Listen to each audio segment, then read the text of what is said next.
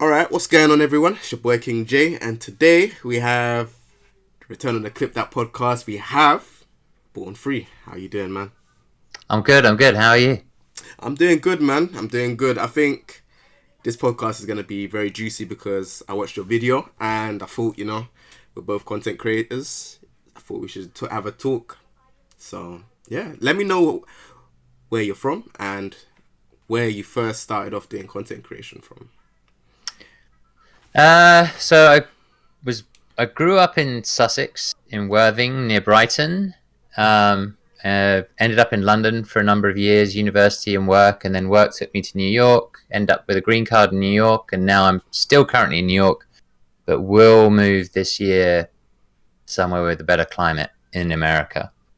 And as regards to content creation, that really just started with Street Fighter. I had disposable income. I started buying fight sticks and statues and things like that. I wasn't like some crazy player because I had a full-on job, like I was working every hour that, God sends. So I was just sort of buying stuff, and making videos like, look at this cool shit I got. And then eventually I started making more videos that were a little bit more, I don't know, just a little bit more out of my comfort zone, a little bit more like, here's my opinion on things as a sort of casual observer, because I think that voice is important. And that's the voice I wanted to represent. And I feel like I've always tried to represent, because I've never actually been that good at any of the games I play. No, I heard that, man. So, like, I see that you done the thing where you dressed up as, where you had the Akuma. Was it the Akuma beard? There was one where, Ken. Where you had the thing on your head and stuff like that. I was often laughing at some of the stuff as well. I thought some of the stuff was actually quite funny.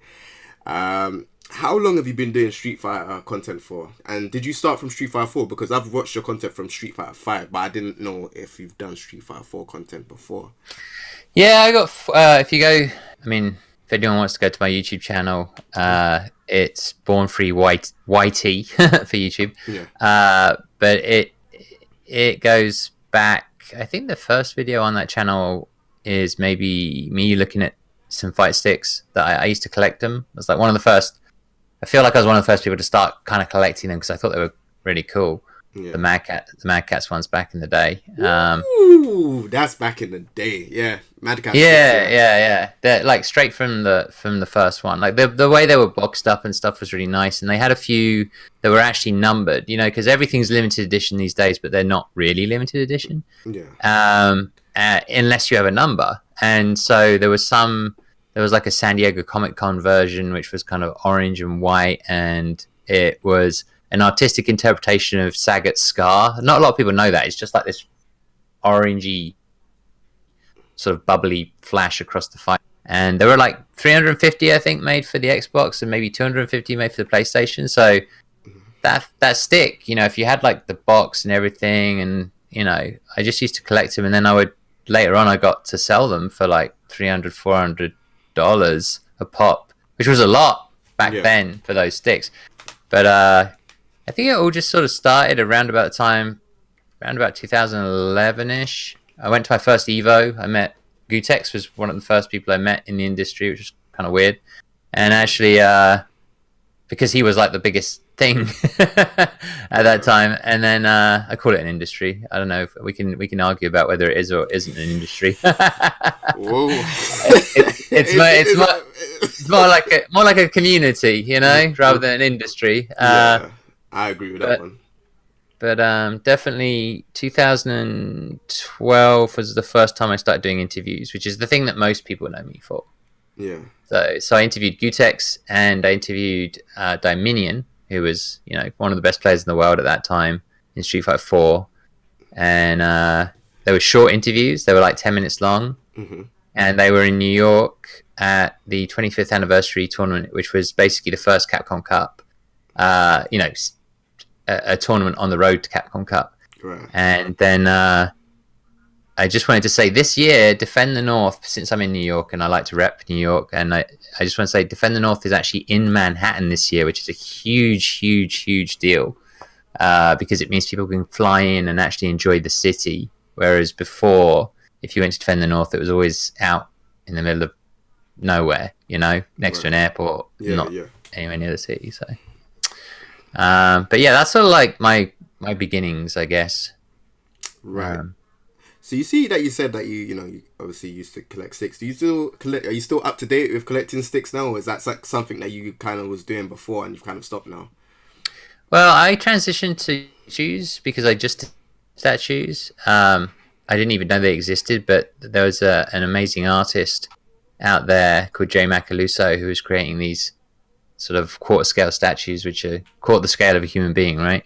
Mm. And amazing sculptor, and they were very limited, and they were expensive, and they were going up at the time when I was buying them. They were, really going up in value.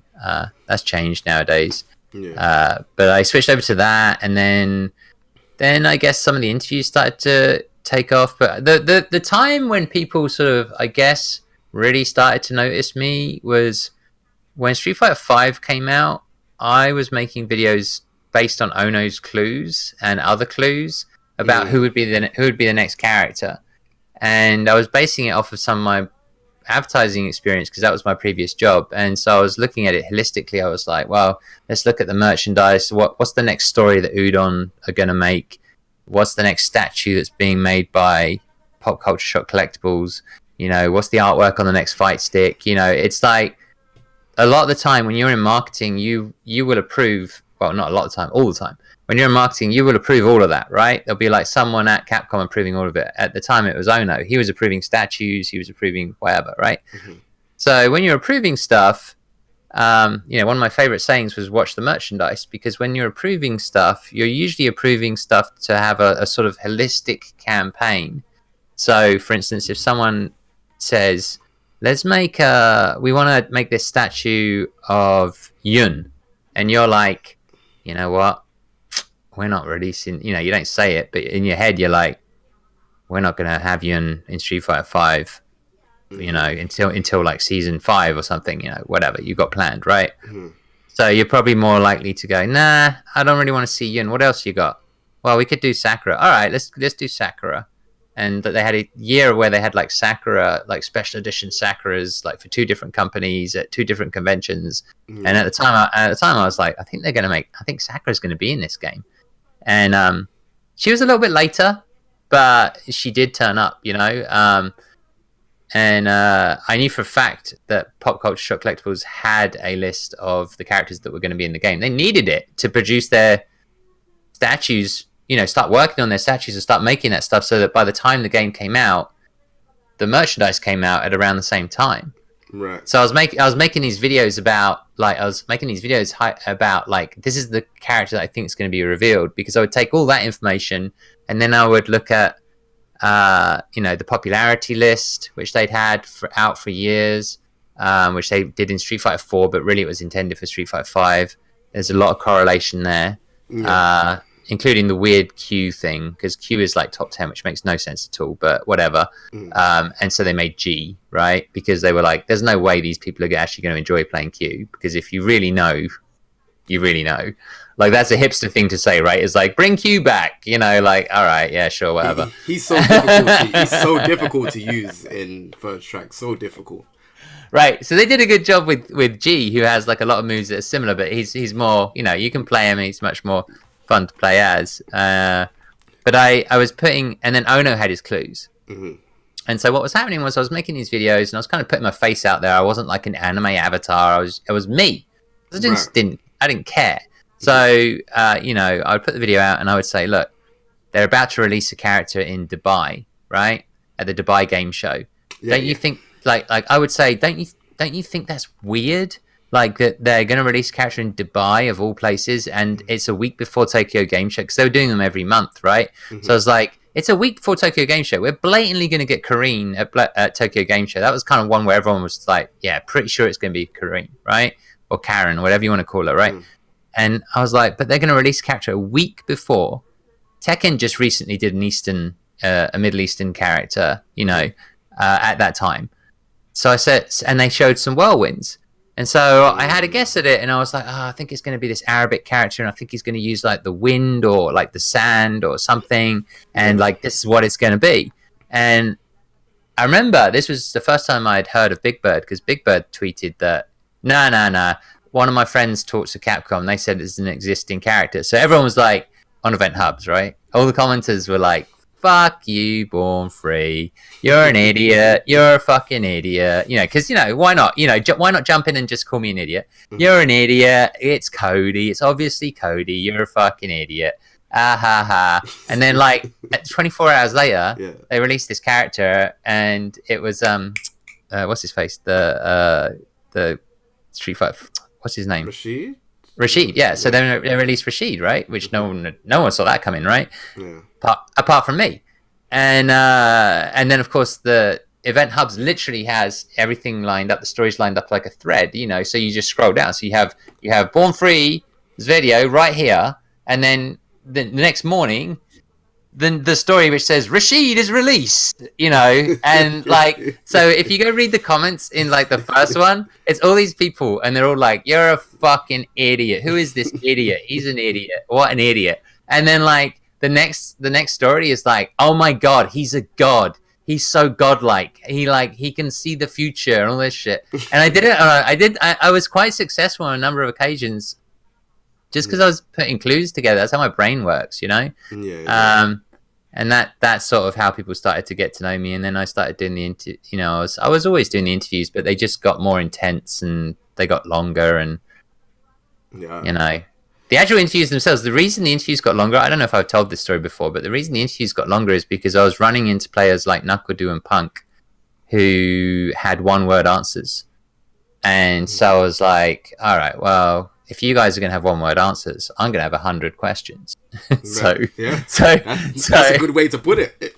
Right, that was my answer. I was like, if you're going to have one-word answers, I'm going to have 100 questions. So you can go yes, no as many times as you like, but I'll always have a question for you. Yeah. So, yeah. But that's a good interviewer skill though, because some people they feel uncomfortable when they're interviewing like a player or, you know, or a celebrity or whatever, because they're not saying much. It's like, oh yeah, I don't know how I feel, and it's just like, you know, it's hard.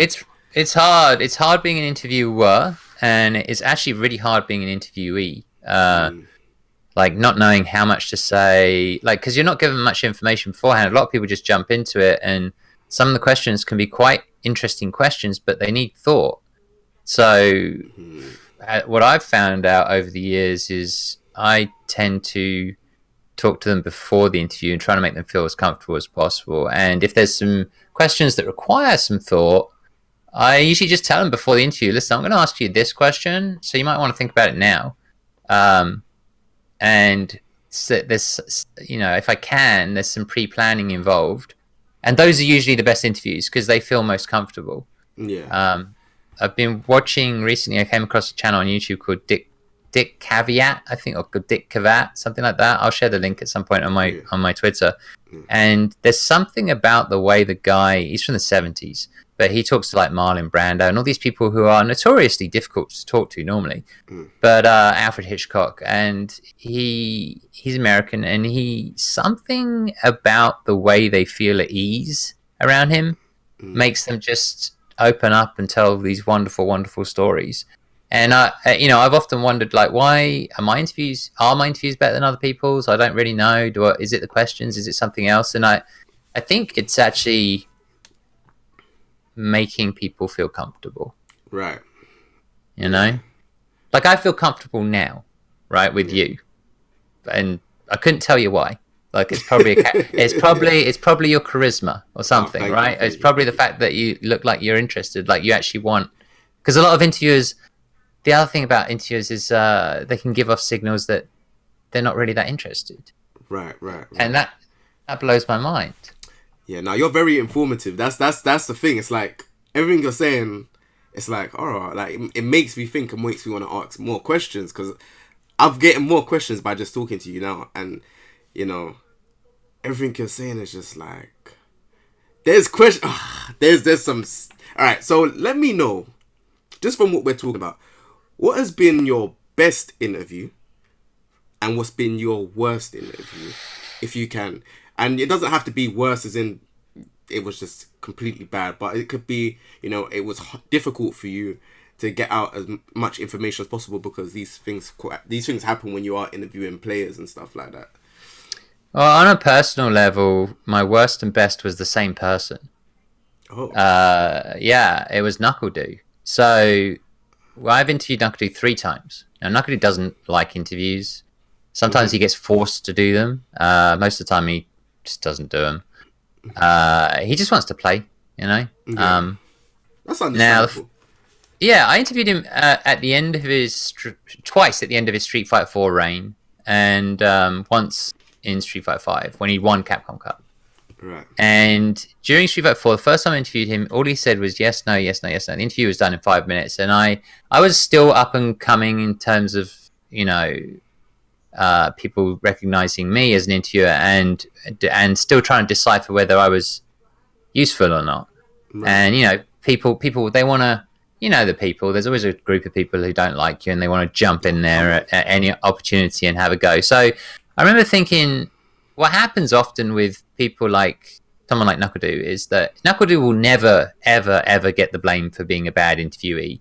No one's going to come in and blame it Knuckledoo because he's got clout and he's got all these followers and he's a great player and all that stuff, right? Yeah. So what they'll do is, if they are upset by the interview, they will come in and they'll say, bad interviewer. Mm-hmm. Yeah, you could see. And then they'll just make a bunch of shit up, you know. Oh, the chemistry. Oh, this guy, this whatever. So how that my next question is, from that interview, you said that you interviewed him 3 times. Now, how did you spiral it and change it round to be, because that must have been your worst interview. So how did you turn it round to be your next set of your other 2 interviews be better than the one that you done at the start? So, it's also Knuckledoo, I think. I don't know. I don't talk to Knuckledoo on a daily basis. I'm not like Knuckledoo's best friend or anything like that, and I don't need to be anybody's best friend to do what I do.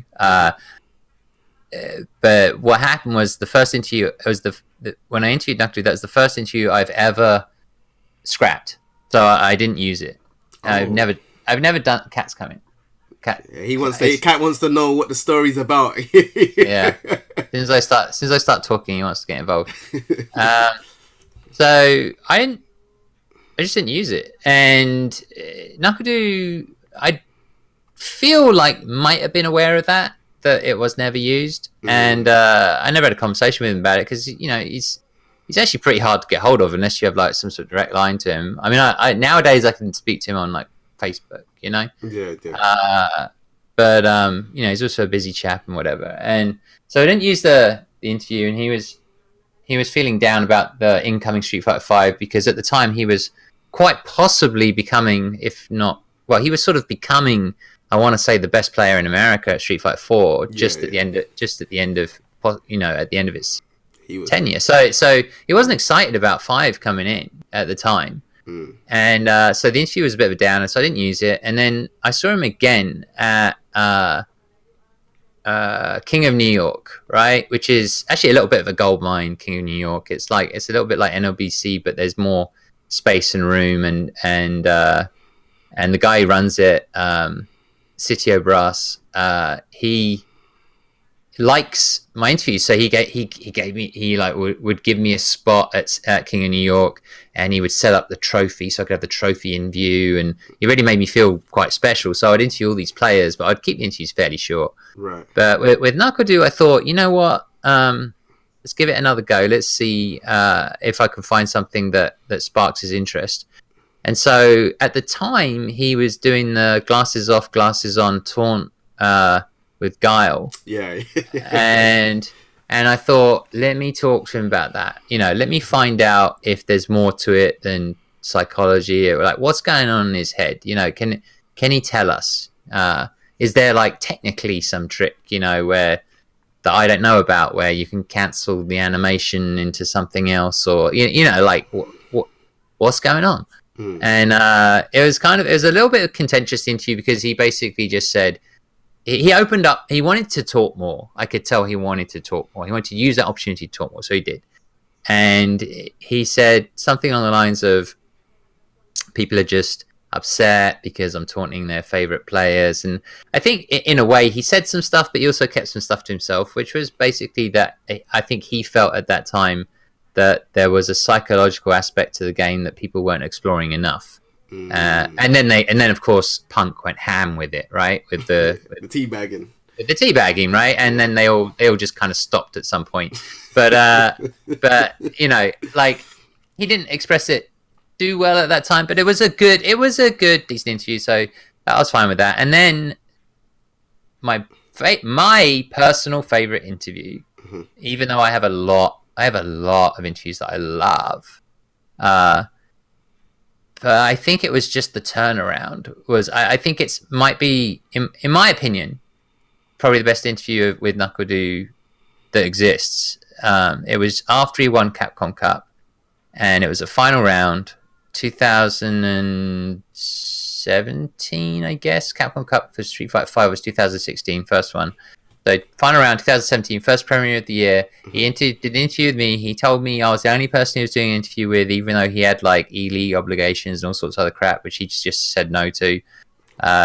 He said he would do an interview with me because I was grassroots and he appreciated that, etc., etc. So it was cool, and we just got talking, and he really opened up about, I don't know, like, sometimes people open up with me about a little bit more about like their past and their childhood and struggles they've been through and why they did the things they did and all this stuff. And I just thought it was a really, really great interview because of that, because he talks about how winning Capcom Cup changed his life, how much money he made, but then he talks about the downside of it and how like some family members were pressuring him to give them money, and how he had to cut ties. I mean, the kid was, I want to say at the time, I always call him a kid to me, like, you know, there's a lot of people who always be. Yeah, he's 23. I think he just turned 23. But like at the time, he was very, very young, and I don't think he could drink or anything like that. But he was, to me, he had to grow up really quickly. Yeah. I'm sure he did anyway because of the way he described his life. I can't remember exactly what he said, but he talked about his family circumstances, and it wasn't very nice. And he grew up very, very poor. And this money was like a huge amount of money, and he had to cut people out of his life, friends and family, at the age of like 19 or 20 or something like that. And it was just like, it was quite an amazing interview in that respect, in the sense that he really just opened up about all of that. Mm-hmm. And it showed a really human side to him, an element that, you know, his friends would know about, but nobody else would. They would probably just look at him and go, "Look at NuckleDu, that good-looking kid. He always has a good-looking girlfriend, and like, you know, he taunts and, you know, whatever." And I love the type of interviews where people go, "I didn't really like that guy before, but now I've heard him speak. Yeah, I'm going to be rooting for him." Yeah. And I get that on Takedo interviews all the time, because Takedo has the murder face, right? So he always looks super serious, and everyone's like, "Oh God, this guy." And then they see the interview, and he's like amazing, like an interview, and they're like, "Oh, I'm going to be rooting for him now." So whenever I see a comment where it says, I'm going to be rooting for this guy now, I sort of understand him better. It's not as black and white as I thought. I like it. You know, even, you know, stuff like, you know, Chris G. We did a great interview, and we really got into some of his past. You know, that was a bit of a therapy session for him. We were sat on this couch and we just like talked for a long time, and the arcade was escapism for him. And he didn't go into detail, but you got a great sense of that his childhood was not one that you would wish upon anyone, you know. And you realize that the games were an escape for him, which is why he was just constantly playing, and he was playing every game he could, and he still does, you know. And it's funny, people laugh about Chris G, like complaining all the time, and he just, you know, he doesn't care. He just, you know, his life now is different, and he's trying to be the best version of himself that he can. He fucks up every now and then, and he says stupid shit on social media, and, you know, and it turns out, and well, the weird thing is, he's one of those people that won't explain himself, you know. So like the social media stuff is really interesting, because it turns out like some of the things he said on social media, he's actually referring to like two specific people, but it could mean everyone else. The people who know him know about it, and the people who ask him find out about it, but he just has no concept of like maybe I should explain this to the rest of the world. Like, he doesn't. That's not how he thinks. You know, he doesn't think I have. I think he thinks more along the lines of, "Fuck you! I don't have to explain myself to any of you." You know, which is fine. Fine. That's that's the way he lives his life. But what was good about that interview is I felt like because whenever I've spoken to him, he's a bit of a sweetheart, to be honest. And I just, when I did the interview, I just thought, here's an opportunity for people to see a little bit more of Chris, and not just him like doing his traditional rants, or for the camera, or whatever. So that's, for me, is what's important about the interviews, is really trying to get at people, because I don't see the world in black and white. I see it in grey, and there's definitely some people out there who I'm like, no, I'm not going to interview that person, because they're just, everything they're doing is toxic for the community. Right. I don't care if they're like acting or not acting. Like, the effect they are having is not healthy, so I'm not going to help promote that. They could be a really cool guy, and I could get on with that person, that man or that woman in real life, but like, like what they're putting out is not, it's not healthy, and I don't want to help promote it. But there's other people who are just human beings, and most of the time they're fine. It's just every now and then they fuck up. Yeah. And so I'm quite willing to interview those people who occasionally fuck up, and sometimes I'll ask them, like, what was going on with that, but yeah, worst interview, Nakadu. Best interview, in my opinion, Nakadu. But everyone has their own favourite. Bonchan is one that, for a lot of people, felt that finally got a message across to Capcom, right. And may have affected the way that they went about the game. So that's a huge deal, And then I forget what your second question was. You had feel like you had another question attached to that. I think I said best and worst and how you flipped it over, but you pretty much explained how you flipped it over. Yeah, with Nakadu, I think it was less to do with me and more to do with him. Right. And just catching him on the right day, and talking about recent events that were a big deal, that were sort of somewhat overwhelming for him, and I just liked seeing him open up. Like, I want if I'm able to continue, and I'm sure we're going to talk about this. We're definitely going to dive into that. Yeah. But if I'm able to continue with content, I want to have an interview with Punk where I've always said this to Punk. I said, I want to get Victor. I want to hear about Victor. I don't want to hear about Punk. Like, because I've already done the Punk interviews where it's like 40 minutes of like a WWE promo. Like, and I know there's more to him, I know there is. Yeah. And it may be that he doesn't want to let that out for years, or it may be that I don't know. But a lot of people, his friends, say, no, he's always like that. So I'm like, oh, okay, well, if he's always like that, then maybe I have met maybe Victor and Punk are the same person. But when they did the E-League stuff and they went to see his family, that clued me into there being you can't just be Punk all the time. Like, there's got to be something deeper going on, And I did a really, really, actually, one of my favorite interviews as well was with Smug. We did a great interview with Smug, and Andy City of Brass from Defend the North used to be his manager at is it called Pi? I think it's Pi, right? Yeah. And I think I said to Andy, like, I'll come do interviews at Defend the North, because he had a cameraman and everything. It was so dope, man. Like, I didn't have to do anything. I just had to be the guy asking questions. Like, normally I got to set up the camera, and I got to check the sound and all that shit and do it all myself, and it's a nightmare. But this time we had the all, mics here, and was you doing that all by yourself, by the way, when you was doing the interview? So like, when you're interviewing, you're doing everything by yourself? Yeah. Normally everything is by myself. Everything. Hats off to you, man. That's crazy. Like, that's what I'm saying. I knew when I was watching your videos, I was like, look, what you're doing is kind of reminds me, because I do everything by myself, and I know the struggle. I know how hard it is to make sure the sound is okay, make sure the quality is okay. Then you have to be the person in the camera. It's a lot of work, and people don't understand that. So yeah, we're gonna get into that later on. But yeah, continue. So I just had to just make sure, you know. I mean, there's a reason people have producers. There's a reason people have cameramen. There's a reason people have sound men. There's a reason for all these things, right? Because all of those things can go wrong. Right. And I tend to stick to what I know is safe in regards to sound and to visuals. But my camera actually cuts off every 20 minutes because a DSLR.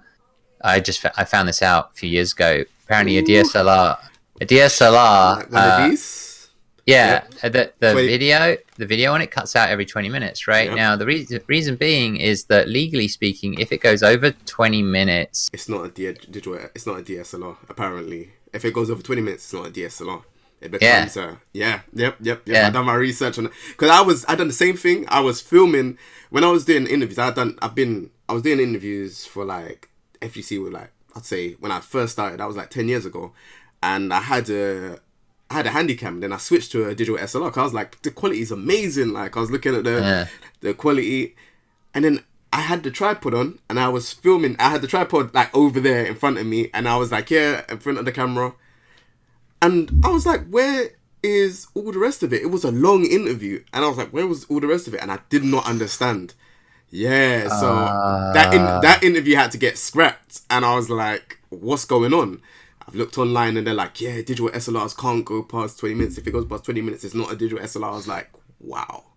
And then, yeah, that's when I done more research into cameras. That luckily now I use so I've got the Sony RX 100 Mark V. I just use that for vlogging stuff, and then I've got the Blackmagic design cameras for like other things if I want to do like proper 4K type of stuff. But yeah, like it's crazy. People would not know that. They just buy the camera and think it's good quality and it can work for as long as you want.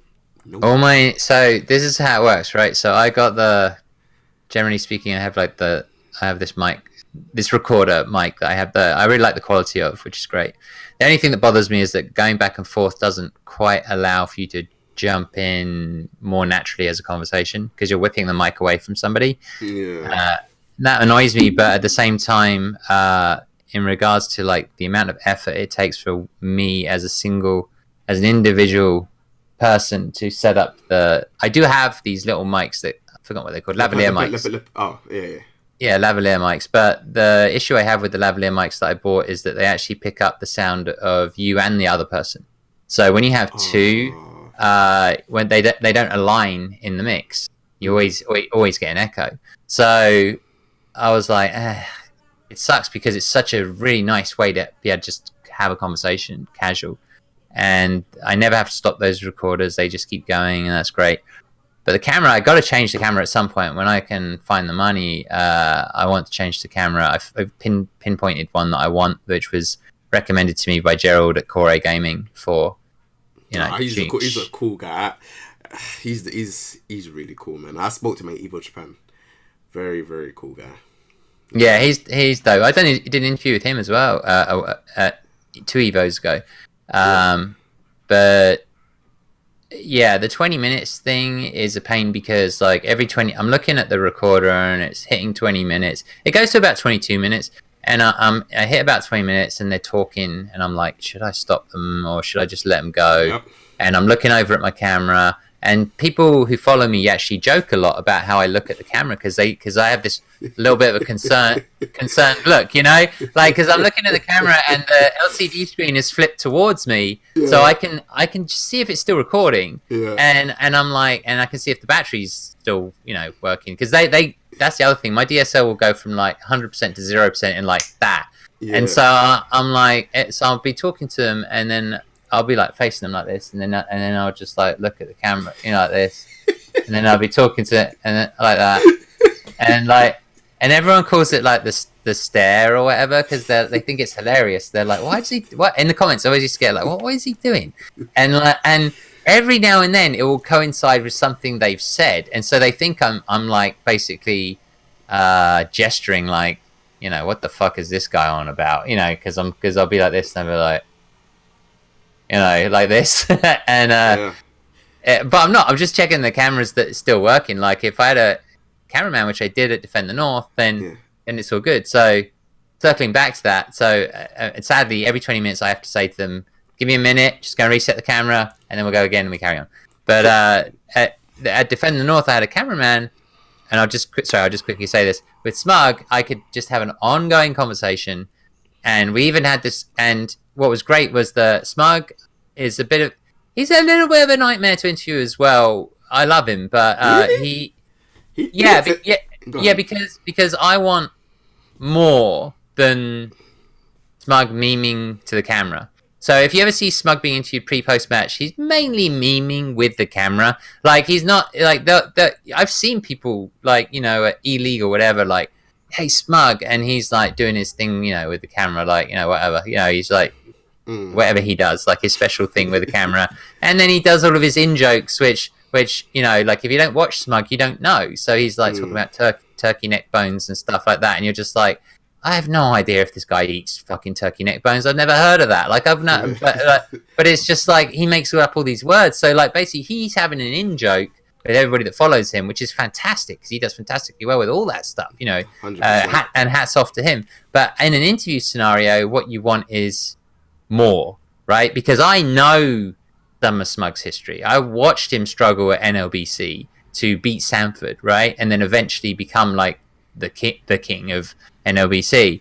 I've heard from the guy. Sorry, I've forgotten his name now, which is terrible of me. But Smug has talked about him in the past.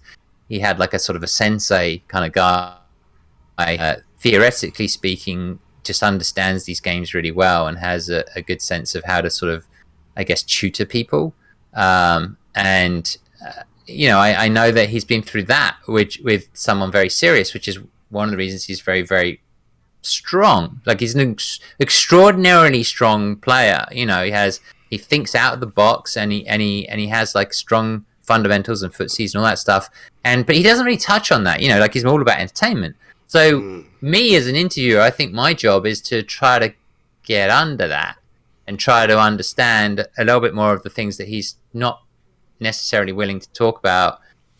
He's realized the value of that. Actually, he's been doing more of that on his YouTube channel, but like understanding a little bit more about like the game and stuff like that. And so we had a great interview because I think he was prepared to do that. I talked to Andy, who used to be, who knows him very well. And so our interview was a little bit of him memeing, which was fine. I went along with his memeing and stuff like that. Some of it I didn't even understand, but I was all good. And then we got some of the serious stuff as well. So I thought the interview was a really great blend. And we even had this little kid come on who had beaten him at Fortnite and won the Fortnite competition at Defend the North, who was like 8 years old or something. So having somebody else take control of the everything else, the camera and the sound and all that shit, that does make a hell of a difference. And I rarely get that. It's just me setting up a camera usually. I know the struggle, man. So what camera do you have currently, and what camera are you looking to get? I'm interested because I'm a cameraman. I love cameras, and I love lenses as well. Yeah, I'm kind of the opposite. I'm like technically I'm just like, give me something that works. I don't give a shit. So I'll talk like, for instance, my PC was built by Vesper on paper, like Vesper Arcade, because I was like, I need to stream. And he was like, all right, well, and I was just like, so as long as I order all this shit, I'm good. And he's like, yeah. So the camera that I have, I can show you. Yeah. Hold on. So my cousin lives in LA, and he sort of knows all this stuff. So this was years ago. He recommended this, I guess, in 2011-ish. But this is it's the Canon Rebel T4i. T4. Okay. Yeah, and I don't know. You guys can see it here. I think that's the same one as mine, maybe. I don't have the rubber bit. That bit came off. But we call it the EOS. But I don't know. I think the important thing is the Rebel. It says Rebel on it. So there's a Rebel series, T4. This one's T4i. I think there's a T5, something like that. And then the camera itself is a pain in the ass because it cuts off every 20 minutes. So the camera that I'm trying to get is give me 1 second because No. I've forgotten what it's called. I'm actually not crazy interested in as long as it does the job. I'm good. Like I trust Gerald. It is. Oh crap! I don't have it written down there. That's weird.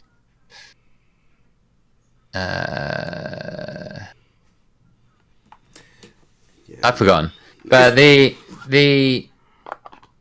this is the recorder I use. This is an amazing recorder. It's called the Zoom Handy Recorder H4n, and it's actually pretty old now, but it gives me incredible sound. Nice. All right. But the underside is all busted. You can't. I don't know if you can see it, but the underside is super glued. You see where that thread is like super glued? Like I dropped it, it broke. So I can't ever mount it. So I'm always holding it. Like I'd love to be able to mount it in between us, perhaps. And because I think this recorder is good enough to be able to do that, where I could have a more free flowing conversation. Right. But it doesn't. The thread, when I super glued it, the thread got a bit of glue in it, and so it's all a bit of a nightmare. And for doing skits, it makes doing skits a bit harder. So I'm trying to upgrade. Like that's definitely something that's on the agenda. All right, cool. To make things easier. So I want to get into the subject about content creation because we're both content creators. Obviously, your video pretty much it. I'm not gonna lie, I'm not a soft guy, but it touched me because I've been doing content creation for years. I've been doing it for like 10 years. Probably not so serious. Maybe 4 years is the time that I've been kind of taking it serious, trying to see if I could get sponsors, trying to see if I can travel places, all of these things. And your video was basically saying that it's a struggle. And, I agree. It's definitely a struggle to be a content creator. It's not even just if it's in this country, it's just a struggle to be a content creator for fighting games, period. And that's what I believe. Now, I wanted to know, what is your good points for being a content creator in fighting games, and what is the bad parts for being a content creator for fighting games? So the first thing I should say is that I made the video because I wanted to clear up a misconception, because there was a discussion happening at the time. It's still going on. I can't believe it's still fucking going on. Because it kind of just needs to stop. But the point has been made, which was if you live in the hotspots like New York or West Coast or whatever, right? You have more.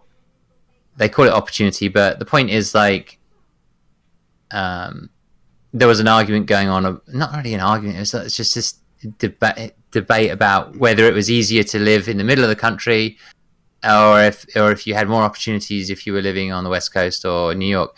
And it's not rocket science, like everybody knows that. I think but it got in kind America of heated. In America, I'm not gonna lie, in America, yeah, it got heated. Well, what I said to people was that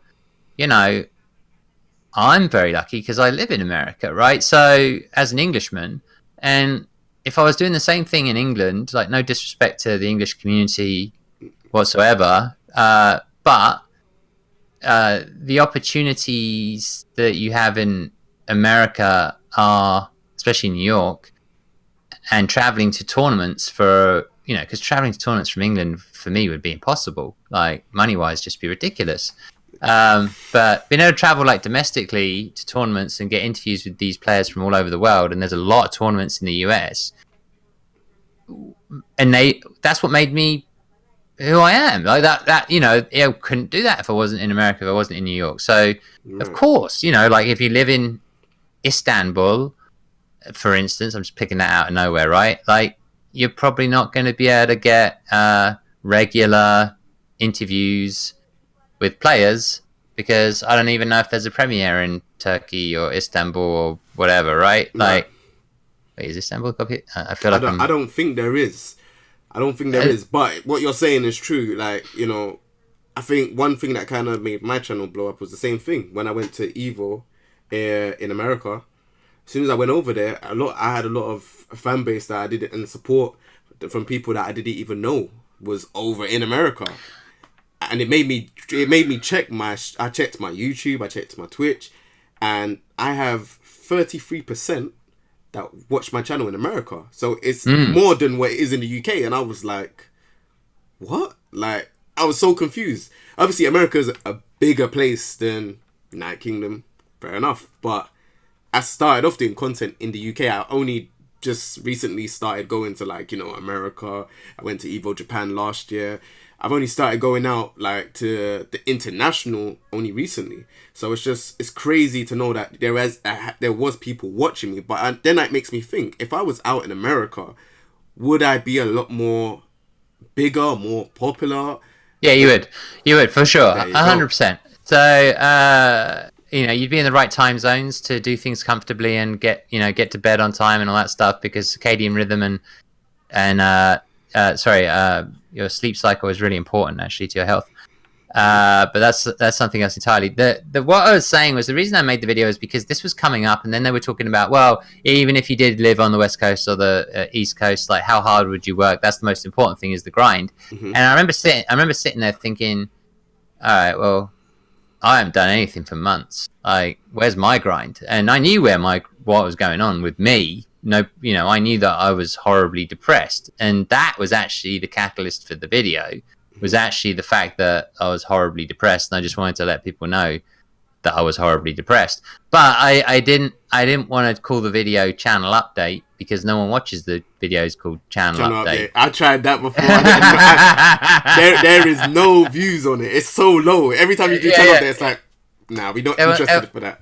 We ain't got time for that. I ain't got time for that. So basically, I had a picture of Twitch knocking out YouTube, and I was like, no contest. And because I've been messing around on Twitch a little bit, and so I managed to get a bunch of things in there. It was a channel update, it was a personal update, and it was a sort of like, listen guys, I'm sorry I've let you down. I haven't been around for a few months, and this is the reason the content isn't there. Because there was also Sajam did a list of like content, you know, that everyone can be producing.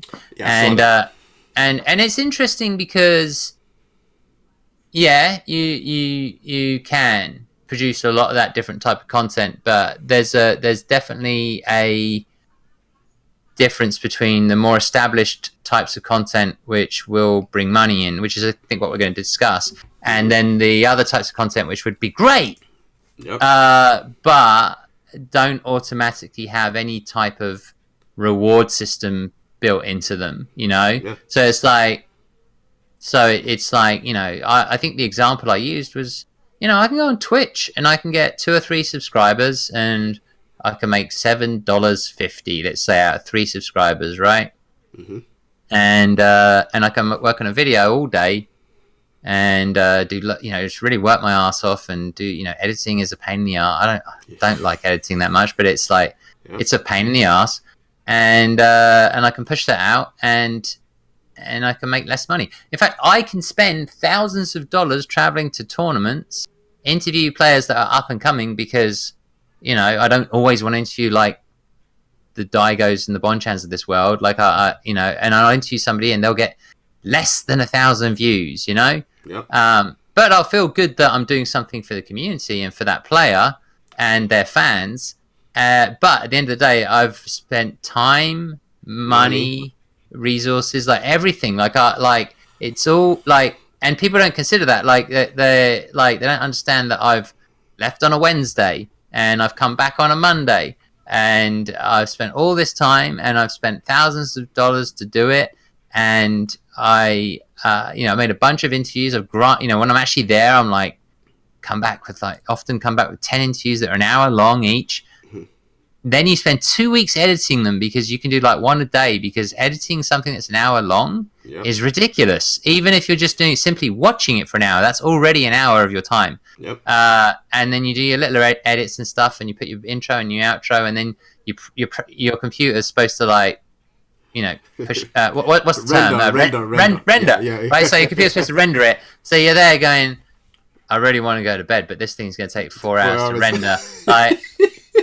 And I wonder if I should like wait and upload it in the middle of the night, because uploading to YouTube's going to take a long time as well. So like you're using all the hours you have to sort of work on this stuff, and then you finally put this video out, and it's like, I don't want to disrespect anyone specifically on views, but like, it's a Guilty Gear video, right? And you're like, yeah, cool, I covered Guilty Gear, so this is pretty dope. And we got somebody who has a lot of strong views on Guilty Gear, and that's great. Put it out, and it's like, I'll talk to my friends at Event Hubs or SRK or whatever, and they're like, and you know, maybe SRK will run it, but SRK hasn't run anything for like a month now, so just cluing everyone into that one if you haven't noticed. Apparently, no one's noticed that. Event Hubs, you know, will do what they have to do to survive. They've always been really good to me. They almost consider me an employee, actually, because of how much work has gone through that website. Reddit, you know, you've got all these different outlets, Facebook groups, places where you can go and put the video. But even then, people, at the end of the day, it becomes, you know, oh, it's an hour interview with someone from Guilty Gear. I don't know. And so you end up with like less than 1,000 views, and you end up with less than $7.50. And I can be on Twitch for 5 minutes, and and honestly, I'm like, you know, like, I don't even know if I'm good at streaming. I'm still trying to figure that out, you know, and I'm certainly not bringing them like top-notch Street Fighter play. Like, I'm bringing them me, which is cool if they like me. But look at that comparison: 5 minutes on Twitch versus weeks, hours, planning, all that stuff for one video. But I feel better about the video that I did on YouTube because I'm doing something great for the player. I'm giving them exposure, and I'm doing something great for the fans. I'm doing something great for the game, and so it's like, from my own perspective, from my soul, I guess, from my mental health or whatever. Like, I feel good about that. I feel like, yeah, I did something good for the community, because we always talk about doing things for the community, right? Right. That's another argument, which is about like whether or not you're actually doing something for the community or not, something of value. But there are definitely things for sure. And by the way, you know, anybody who's any good at these things is working hard, is being brilliant. I could never be a commentator because I just don't have that type of brain, right? Like, that's just not how my brain works. I can't do it. But the guys who do it are brilliant. But they definitely get paid, right? So that's a paid role. With my interviews, it's a little different. YouTube is pretty garbage. Like, their advertising model is going down the toilet. It's not working. They're not giving people enough opportunity to directly reward the creator in the way that Twitch does. The Twitch gives them plenty of opportunities to reward the creator. And you know, I'll say something very truthfully, which I said in one of my videos, that is that a lot of those people who are donating or subscribing or whatever, they do it out of the goodness of their heart, but they also do get a little thrill out of seeing their name in the alert or in the subsection, or the interaction from you thanking them, or so you know, so they should, man. I agree. I agree. I totally agree. I'm not saying anything bad about it. I'm just saying that, like, it's a little lonelier when you're watching YouTube. So even if they gave that option on YouTube where they said, like, watch the YouTube video and you can subscribe, but you could throw $1 at this video, right? Yeah. Like, it's a lonelier experience. Like, it's more likely that you will do it in an environment where there's a group of you and you're kind of enjoying it and you're having fun, and it's like, fuck it, here goes $1, and also, you know, that will make somebody else probably throw in $1, and so the whole Twitch experience is kind of genius in that respect. But here's the deal with Twitch. There are things you can't do on Twitch. I can't do skits on Twitch, you know, because they're planned and they're recorded, and I love making them, and they're amazing. They make people laugh, but I can't. I can be a stand-up comedian. You know, I could be like, you know, Aris is more like a stand-up comedian. You know, so that works. But like, skits won't work on Twitch. There are certain things that won't work on Twitch. You can't shoot a film on Twitch. Even interviews. So, for instance, you know, you and I could talk now, right? And this is recorded. Now, the beautiful thing about being recorded that I tell everybody before their interview is, you can be as open as you want, because if there is something if you have buyer's remorse on something that you've said, I'm not going to go, yeah, got him. This is going live. I'm going to go, are you sure about that section? Do you want me to remove it? Do you want me to edit out that one thing you said? Um, because maybe you went too far. I'd rather give them the freedom to express themselves, and then if they feel like, oh, I kind of made a mistake with that one, They can let them kind of take it take back. out. Yeah. Rather than go because I don't know that my interviews are necessarily my sort of hardcore interviews, right? Mm-hmm. You can have fun interviews, I think, live on Twitch, but the more like where you want to go in depth. My feeling at the moment is that those interviews aren't going to work well live because I think they would. I think if there's certain ways you can do it. So like, say for example, you had an interview with I don't know. I'm gonna list the name randomly. Punk. You got another interview with Punk, and then you say to your stream viewers, "All right, we're gonna premiere the video on Twitch on Friday." Right, you can do the premiere. Right. Yeah. That's how I've been thinking about it too. So I've been thinking I can do the premiere on Twitch so that everybody's in the chat and they feel like they're part of something and they're seeing it for the first time together. It's unlisted, right? Right. And so they can only see it via let's say you throw it through a feed, your YouTube feed, and maybe you're in the corner, like whatever, and moderating or whatever, and then you could either answer questions yourself, or you have them come on for a little bit live after the interview, and they answer questions from the chat, and they can choose the questions they want to answer from the chat. Because of course the chat's gonna fucking ask all sorts of weird shit. So I do think there are ways to do it. What I'm saying is that I think a full live interview is fine. I just think that some people will be a little bit more apprehensive knowing that it's live. I understand what you mean. It might be better for them to kind of have one that's kind of like pre-recorded, so then if they can open up more, and then you're kind of open to kind of like cut certain things that if they open up a bit too much about, they're open to say, look, well, can you just take this out? I kind of went overboard. Yeah, I've never had anyone with buyer's remorse, but I did have one guy say, "Listen, I talked about somebody, an up and coming player, that I had, that I do have respect for, but I'll be honest with you, everyone hates this guy for some of the things that he's done." And I'm just going to get so much shit for it. I just don't need that. So if you could just take that out, it'd be great. So I was like, okay, fine, whatever. I mean, it didn't really bother me. It wasn't at the heart of the interview. But it was. He just felt like once the interview hits, like I feel like I'm just going to get so much shit from people for it.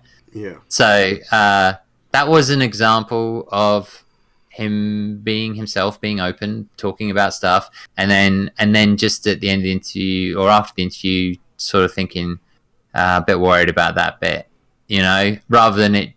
Right, and I think the opposite scenario is let's do it live, and maybe he doesn't say half the things that he said, because he's overly careful and cautious. Yeah. Yeah. And especially if you got the chat going on, like if you're looking at the chat, like forget about it. Don't because when I got interviewed recently on Best of Five, I pretty much ignored the chat because I was concerned that would throw me. Just reading it throws me anyway. But like if I was to read something like "Who's this wanker?" I'd just feel oh god, and then it sort of plays in your mind and all that stuff. So there's a but maybe something more fun. Right, so maybe it's like, come on, we'll play some dumbass game together, and we'll sort of chat, and we'll talk about some of the events that are going on, and maybe they'll relax a bit. I don't know, like that. These are all things that I would like to try, but I think the main point is that YouTube itself is garbage. Yeah, I only found out yesterday. I was on stream and I was talking about. I tried to go outside of the box. I was doing like phone reviews because I like talking about tech a lot, so I was like, let me just go outside the box, let me do tech reviews. And I uploaded 2 videos yesterday, and we was talking about them on my stream, and they were saying that YouTube has this thing with the algorithm. If you upload 2 videos around the same time, it penalizes you from your recommendations. And I didn't know anything about that. I was like, so what happens if there's a tournament and they do semi-finals, 2 matches, then they do finals and stuff? And they were like, well, yeah, they will get penalized for being on a recommendation because it's kind of like spam uploads. Right. And I didn't know anything about it. I was oblivious to it. But the thing with YouTube is that, see, YouTube and Twitch they both go hand in hand. You know, Twitch, there is no manual on how to do Twitch the right way. There's no manual to do YouTube the right way. It's just express yourself, do what you're doing, and try not to make yourself look like an idiot. What I've been finding recently, not even, I'd say last year and this year, I've been kind of getting depressed with like the whole YouTube stuff, because exactly what you said, you can spend so long doing a video, throw it up, and it doesn't get the views. And then you can do something like, for example, this is a true story as well. I threw up a review of, I think it was I done a review on the Razer phone. I only got 1,000 views. I threw up, like, I just kind of chopped 30 minutes of me playing Tekken, got 11,000. I didn't do anything. It came from Twitch. All I done was chopped it and put it on my stream. So imagine that. I'm just going and doing what I'm doing, being an entertainer, playing Tekken, having fun. 11,000. I spent at least a week, like, going over everything I said, making sure that, you know, no one can attack me in the comments saying, oh, but you didn't do this, you didn't do that, this is wrong. I made sure everything was okay, chopped it the right way. Only 1,000. And it just goes to show, even like, so yeah, most of my review videos are not getting the views, even though I'm trying to push it to get the views, because that's what I want to do. But it's sometimes disheartening, whereas I can just go on Twitch, just chill, talk to it, just play whatever I want to play. I probably get donations, probably get bits, subscribers. This is money, you know, and at the end of the day, it's money that's supporting me do what I do, and I'm grateful for it. YouTube, it's not the same. YouTube is like, it's advertisement money, and it's not there. Like, the model is all messed up. Like, they're clearly trying to figure a few things out and experimenting and what have you, I believe, and they've even got like a little bit of a, I don't want to call it a Netflix, but they seem to be promoting more and more like the fact that you can watch films on there and things like that. It's pointless for us, because, you know, YouTube has always been about, you know, creating a platform for yourselves. You know, it doesn't make any sense. You know, before, back, like, I'd say 3-4 years ago, it was more better. Like, now it just seems like it's a really hot mess, and it's just hard for me. Sometimes I'm just like, look, I really want to do this content, but then I'm thinking, is it gonna get views? Is it gonna be okay if I put this content out? Am I wasting my time? You know, can I just take the day and just stream? If I stream, I might get loads of subscribers. Yeah. You know? And that's the problem that goes in my head all the time. I'm like, like, it's just so hard, man. It's, as a content creator that does streaming and YouTube, man, it's so difficult, and people don't understand. People only see content, but for your mental health, I know it's Mental Health Awareness Week, but in the UK, it's like, it's so depressing to know that, you know, you spend so much time on this one video and it might not even get 1,000. Whereas if you go on Twitch, you could just talk to your audience. All right, well, you know what? I'm not going to put no editing, highlight it, put it on YouTube. Oh, yeah, that's 10,000, 20,000, 30,000. And it's like, it's wild. You know, you're getting, you know, not only that, the time that you spent streaming, you might get a crazy donation. You might get someone that's like, look, man, I really like your stuff. Here's £100. You're like, whoa, like, and then it makes you really think what time is better invested, because, you know, I'm not getting no younger. So it's like, what am I doing that's working right now? Is it streaming that's working? Or is it, you know, me taking a week out doing a video that's not even going to get 1,000 views? It's not even going to support me or even fund me doing this, you know? And then you got to think about traveling. Like you said, you travel all around to do these interviews. And, you know, you're living in America now. I'm in the UK. And in the UK, you know, I have to create these opportunities. And where I've got to now, it's all been by creating these opportunities. And I've had to take a lot of risks to get to these opportunities. And it's, you know, I wouldn't even suggest it on anyone. It's been difficult. but I'm still not where I need to be. You know, I'm still Mm. trying. I'm still trying to get out to different places. You know, it's just hard. And again, like I said, it all boils down to Twitch has helped me a lot more than YouTube. A lot more. I wouldn't have gone to Evo Japan. I wouldn't have gone to Evo America. I wouldn't have gone to a final round without Twitch. Like, that is the be all and end all. People have helped me support by donations. People have helped by doing subs. And it got me out to all of these places. And it's like, YouTube, the only thing YouTube's done is, I don't know what it's done. It's just, it's there to just say, you know, here's your videos. It's VODs. They can watch it whenever they want to, you know. And it's content that I'm happy with because I spent time on these content. But it's like, well, how is this helping you? How are you going to survive for this? Remember, I'm not in college. I'm not in university. I'm a grown man. How is this supporting what you're doing, like your household, your life, everything? It becomes hard, you know? So that's why I've kind of leaned way more over to Twitch, because Twitch, you get the support, you know who's coming back and talking to you every single time. YouTube comments change all the time. There's always someone different. It's not the same people. So, whereas Twitch, you might see the same guy, I don't know, Joe Blogs, he comes in, he came in yesterday, he comes in again today. Hey, here's some bits. Might come in tomorrow. And then he might just say, hey, how you feeling today? And it's like, man, this is so much better.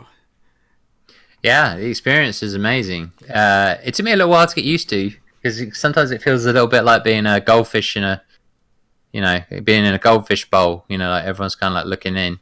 Yeah. And, but I kind of gotten more, I'm starting to find my stuff. It's taking a while because I've been doing it for 9 months now, but not amazingly consistently, and not like progressively. Like, I've always done it as a bit of an experiment. It was actually UYU who invited me to start streaming before I'd even started streaming. They were like, you want to join our stream team? And I was like, I do need to start streaming. So that sounds like a good idea.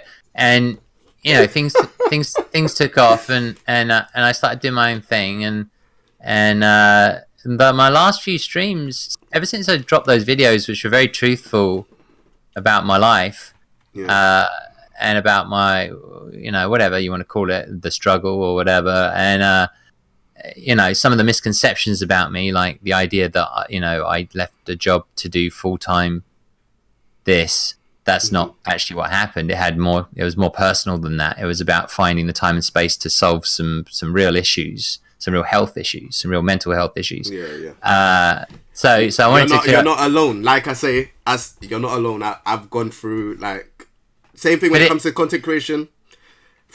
Mate, it can make you feel very depressed, and, you know, like I was saying it on my Instagram the other day, like, you know, if anyone's going through anything like that, or if you feel like it's a bit on top, just talk to someone. Even if you talk to me, I might not even know who you are, but just talk to someone, because I was going through it by myself, and it's like, I'm doing the emails, I'm doing the videos, I'm doing the streams, I'm going to events. It's too much, you know? And it's like, you're thinking, not only are you doing those 4 things, you're thinking, how can I elevate this? Because you don't want to be stagnant or going down. You want to try and go up. That's just the honest truth. But then you're thinking, what is working? You're putting out a video, you're getting the views. Why is the subscribers not growing? What's happening? And it's like, you're thinking so many things. And again, like, we're going back to what we were saying before, the Twitch and the YouTube. Which one are you gonna do? How are you gonna elevate the YouTube? Is there any point doing the YouTube? It's just so many things. You know? Right, and are you a mathematician or are you an artist? So, like, you know, I'm constantly having a battle with what I really want to do. You know, like, a lot of the time I just want to do a skit, you know, because that's just so satisfying for me. Like, deep down, I'm like, let me do a skit, because that shit's funny, and at least I find it funny, right? Like, I think I can make something funny, and I know a bunch of people who find it funny, and, like, funnily enough, I film it all on, like, my fucking shitty phone, which is, like, really old. It's like a 6S iPhone, and like it's garbage, but like it's easy to maneuver around, you know, real quick, and I can shoot them, like, reasonably quickly and stuff like that. But it you know, there's another part of you which is, so that's the artistic part of you, which is like fulfilling, and it's like, I'm going to create something, it's going to be really dope, people are going to enjoy it, and I'll put it on YouTube, and everyone will be like, yeah, this is great, and they'll share it, and etc. And then there's the statistic part of you, which is like, yeah, but that's going to make no money, and why don't I just go on Twitch, and that's when Twitch becomes a chore, and you don't want it to be a chore, you want Twitch to be fun, right? Like, it shouldn't be a chore, but like when it becomes like, I really want to do this skit, but like money wise, like I kind of could do with a day on Twitch or whatever, right? You know, like it's, and I'm not, you know, I'm a really small time streamer, you know, like compared to most. Like the big time ones are just, you can tell they know that, you can tell the big time streamers know that this life isn't going to be the same on Twitch forever, because it never is, right? Because at the moment, a lot of those big streamers are just fucking raking it in. Like you see them getting up early, and you're like, why are you getting up so early? And you know it's because the minute they turn their fucking computer on, like someone comes, subscribe. I saw someone. Here's a story. I saw someone from Call of Duty. Sorry, there's a helicopter. I don't know. I'm living in South London. It gets like this sometimes. Been there, lived there. I've lived there. Yeah, it's like a helicopter just going around. But yeah, I was watching. No, I wasn't even watching. Someone told me they feel sad that I'm not getting the same amount of subscribers as one Call of Duty streamer. And he showed me the screenshot, and he had 12,000 subscribers. I only have I have 41,000 followers, but I only have like 150 subscribers. But when you actually do the math of 12,000, that is not including donations, not including bits. You think to yourself, and, you know, I also get into the discussion as well. Like, a lot behind the scenes is it just fighting games, you know? Because, obviously, I see the people that are doing good with the content creation. Like, Punk is killing it right now. I'm seeing his channel grow. I saw JM Crofts. He went to Dragon Ball Fighters. And I just saw a tweet that he had 100,000 on YouTube. And I'm like, whoa, you shut up. I remember when we was doing Tekken, you was on, like, 20,000. And I was on 20,000. Then you just shot up to 100,000. I was like... Well, okay. Wait, who is this? JM Crofts. Oh yeah, JM Crofts doing really well right now. Yeah, he shot up like crazy, and I was just like, I said, wow. I literally tweeted, wow, congratulations. Cause I was just like, he used to joke with me because his rate of progression was similar to mine, and he used to joke with me like, who's going to be the first to 16,000, right? And I only have 17 now, right? Yeah. And that was his joke with me, like, I want to say less than a year ago. And now he's like 100,000. So basically what I've had this he came into my chat recently, and I sort of had this discussion openly sort of with him in the chat. If you watch his channel, what he's very good at is thumbnails, titles, and then making sure that when you actually get to the video, it's a good video, right? So it's not a bait and switch, but it's, you know, clickbait. Maximilian did a great video on this. Clickbait is really important. It's like, it's almost, I want to say 75% of it, like 25% of it is the video. 70, this is what's so sad about the world that we live in right now, but it is what it is. It's like, don't blame the player, blame the game, right? So the game is thumbnails, headlines, and then make sure that when they get there, they don't feel conned, right? They don't feel like, I just got bait and switched, you know? So it's not like, here's a pair of breasts in your thumbnail. They get there, and it's 15 minutes of you, you know, talking, and then like 1 second of like a screen, the same screenshot, you know? Yeah. And then they're just like, oh fuck, that was, I just got, you know, what an idiot. That's a true clickbait. But I get what you're saying. It's like, I remember even recently, 2 days ago, someone said, oh yeah, you should name this in your title. Because I put one of my Tekken videos, Tekken God Prime, Bob, David the Line, Tekken 7. He's like, you should put, oh my god, I can't believe it, Tekken God Prime, Bob. And I was just like, nah, I don't want to do that. And then when I went to sleep thinking about it, it was playing in my head. I was like, why did he come in my YouTube? and comment that. Like, there has to be a reason. I can't just think, yeah, you know what, he's trolling. There has to be a reason. Because I've been seeing it a lot on a lot of videos. I watch some, like, a lot of wrestling videos as well, where they talk about theories and stuff like that. And they have things that capture me all the time. Like, top 5 wrestlers that quit abruptly. And it's like, yeah, top 5 abruptly? Let me see what's going on. Now, it's the world we live in. You know, I'm a sucker to it myself. I can't say that I'm not. If I see something and I see it's eye-catching, I'm gonna be like, wow. Lists are really, really good because they tell the person who's about to click on the video a couple of things. One is, I can just move through the video as quickly as I want. Yeah. So if I don't like number 4, I can go to number 3. Mm-hmm. It also says, who the fuck is number 1?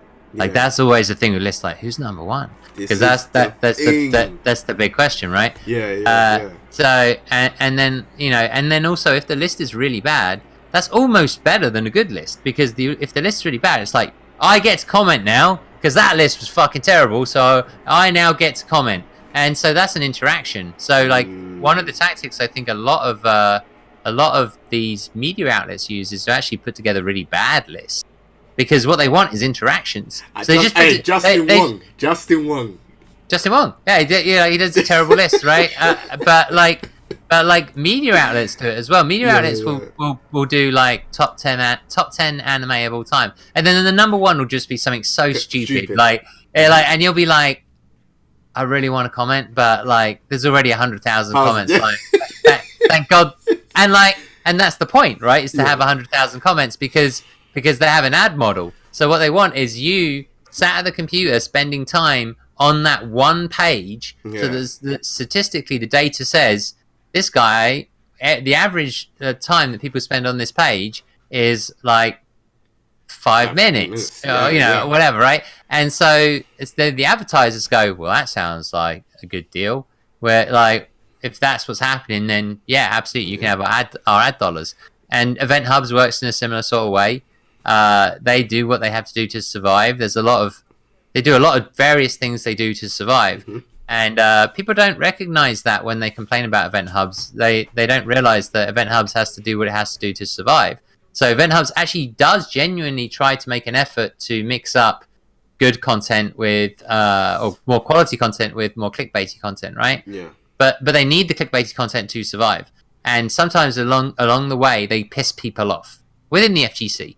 Right, they'll be like, "Why did you do that? Why is that an article?" But it's an article to make sure that they've got something there and for them to click on. I know, that's why I don't say anything. I'm just like, no, I know as well, and most of the people who complain know as well. But like, it just is what it is. So SRK hasn't produced an article in like 4 months. It should be obvious to people if you go there right now, take a look. It should be obvious to people that is something's wrong.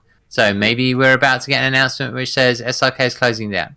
So SRK was effectively the broadsheet of the FGC, while Event Hubs is the tabloid. And guess who survived? The fucking tabloid, right? And that's been going on forever. You know, you look at newspapers. Right. Who makes more money? The Sun or the freaking Guardian? I guarantee you, it's the Sun. Right. I guarantee you. So that is the life we live, and J.M. Crofts, to circle back, J.M. Crofts has always done a very good job. First of all, I'll say his videos are excellent. Yeah. He has a very, very, very extraordinary talent for taking the complex and simplifying it. Yep. I've said this to him from the very beginning. I said this to him, and he's covered a lot of different games. But what happened was he was getting better at thumbnails, better at titles, and great videos, and the length of time, and everything is like spot on.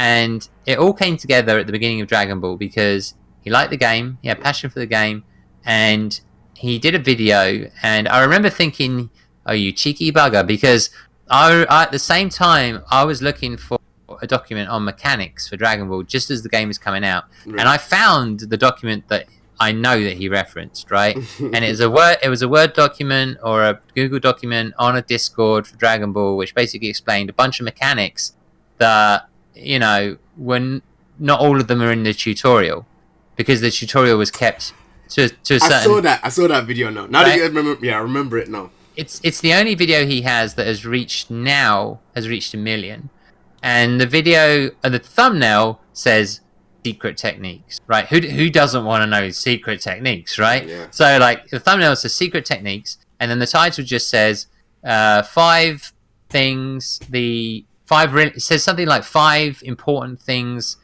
the tutorial doesn't teach you. So you're already like, hello. So I can't find this anywhere else other than this video. So, and I'm trying to get into Dragon Ball, so let's take a look. You get in, and sure enough, he teaches you 5 things that are not in the tutorial. He teaches you, I think one of them was like, I'm not a huge Dragon Ball player anymore, but I think it was like you can raw tag an Ultra or something like that, right? Like, you can tag somebody and you can do an Ultra into an Ultra or something. I can't even remember, but like it was like 5 things, and by the end of the video, you felt like, yeah, that was worth it. The thumbnail, the title, and it delivered. And along the way, you decided that you either like or dislike JM Crofts because he's a likable guy, right? Yeah, so you're going to subscribe.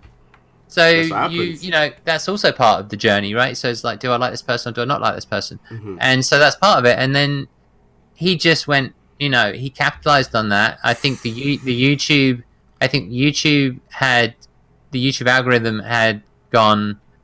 I don't quite know how it works, but I'm pretty sure it went, all right, that guy just had like a blinding video. Like his likes versus dislikes were good. The people that interacted were good. The amount of time they spent on the video was a good amount of time, etc., etc. So next video out the gates, you know, we'll probably get a more recommend, you know, something like that.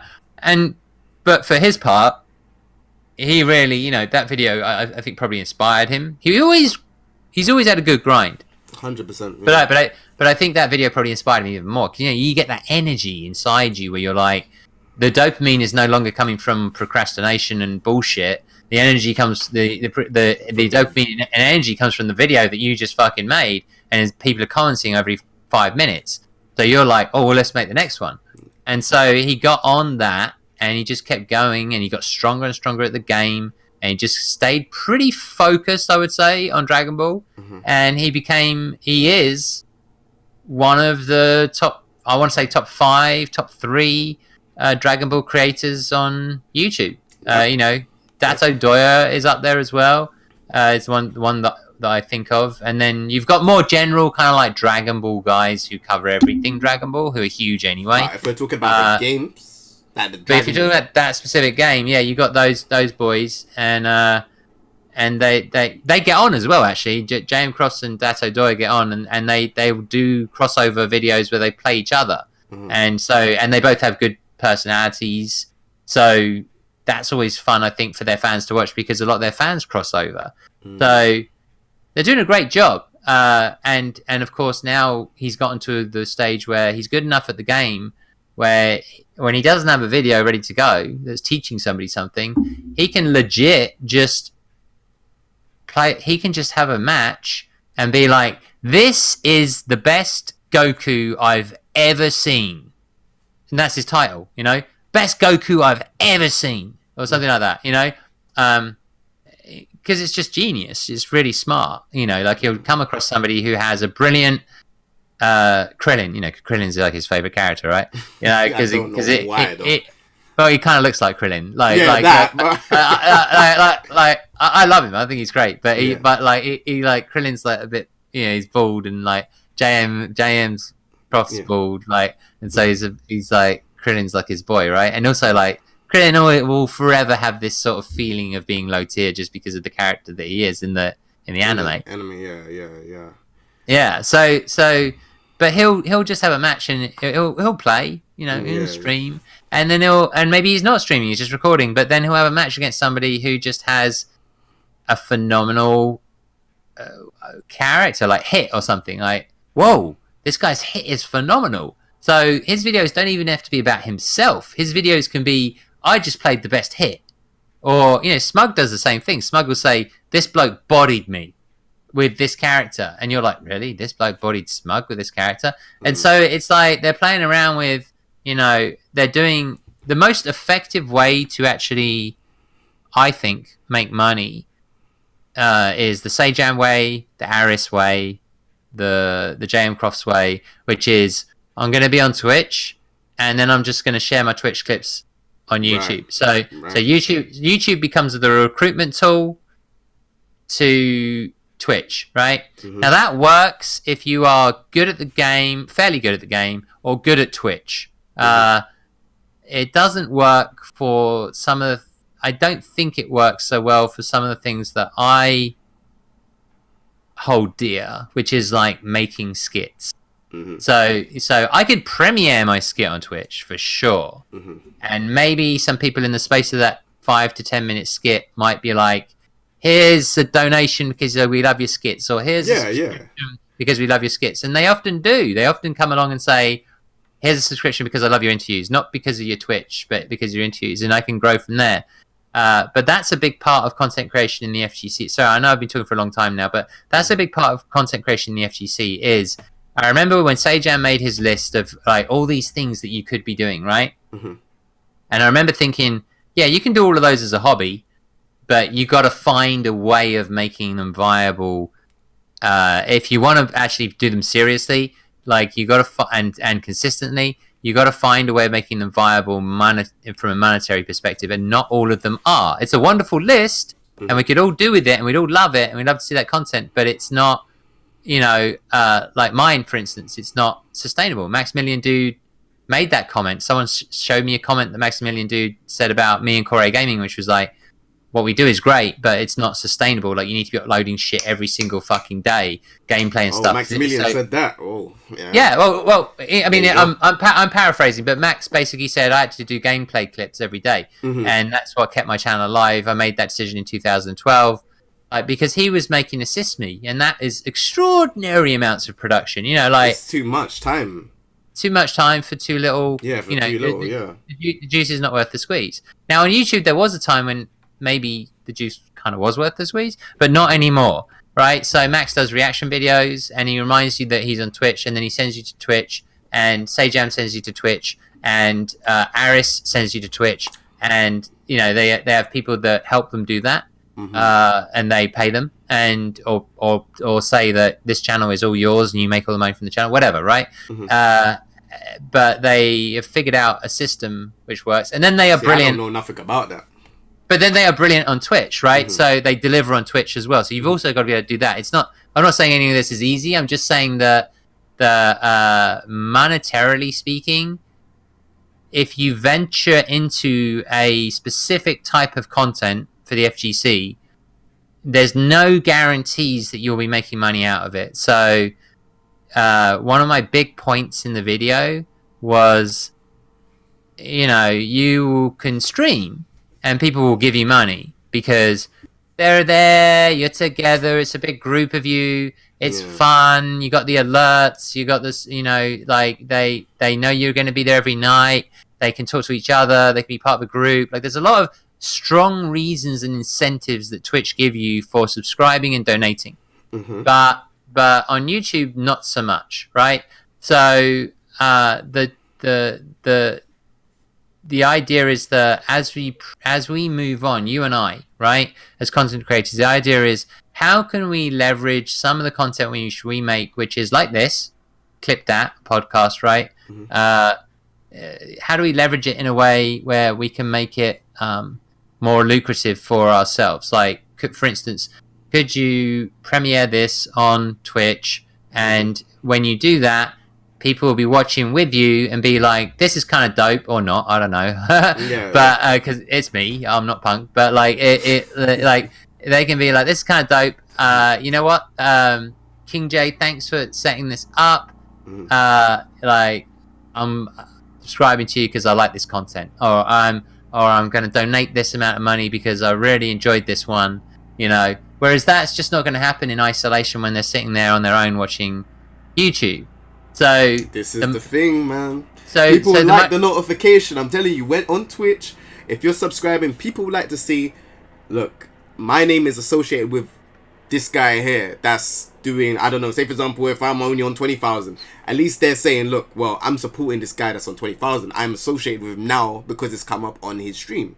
and they're encouraging others. So they're doing good. Like they're basically saying like, not only am I subscribing, hey guys, I'm subscribing, so you should subscribe. So there's an inherent sub-train. So there's an inherent message there. Whereas on YouTube, it's different. So it's kind of funny because like, you know, a lot of the time, not a lot of the time, but there's a few times when I've had GoFundMes, right? Mm-hmm. And the GoFundMes are hotel and plane. Oh, okay, yeah.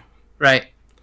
I'm paying for my lunch, you know, I'm paying for my breakfast, I'm paying for everything else, right? I'm just saying, like, look, guys, I could get you, like, 10 interviews out there, and I will work my ass off, which, by the way, if anyone's ever seen me at an event, they know.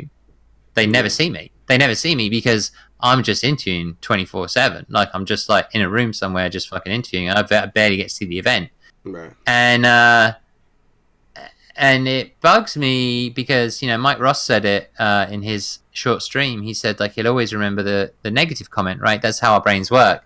So I'll make an interview and I'll get, like, you know, maybe I'll get like 50 great comments, and then one guy will come along and go, fucking e-beggar.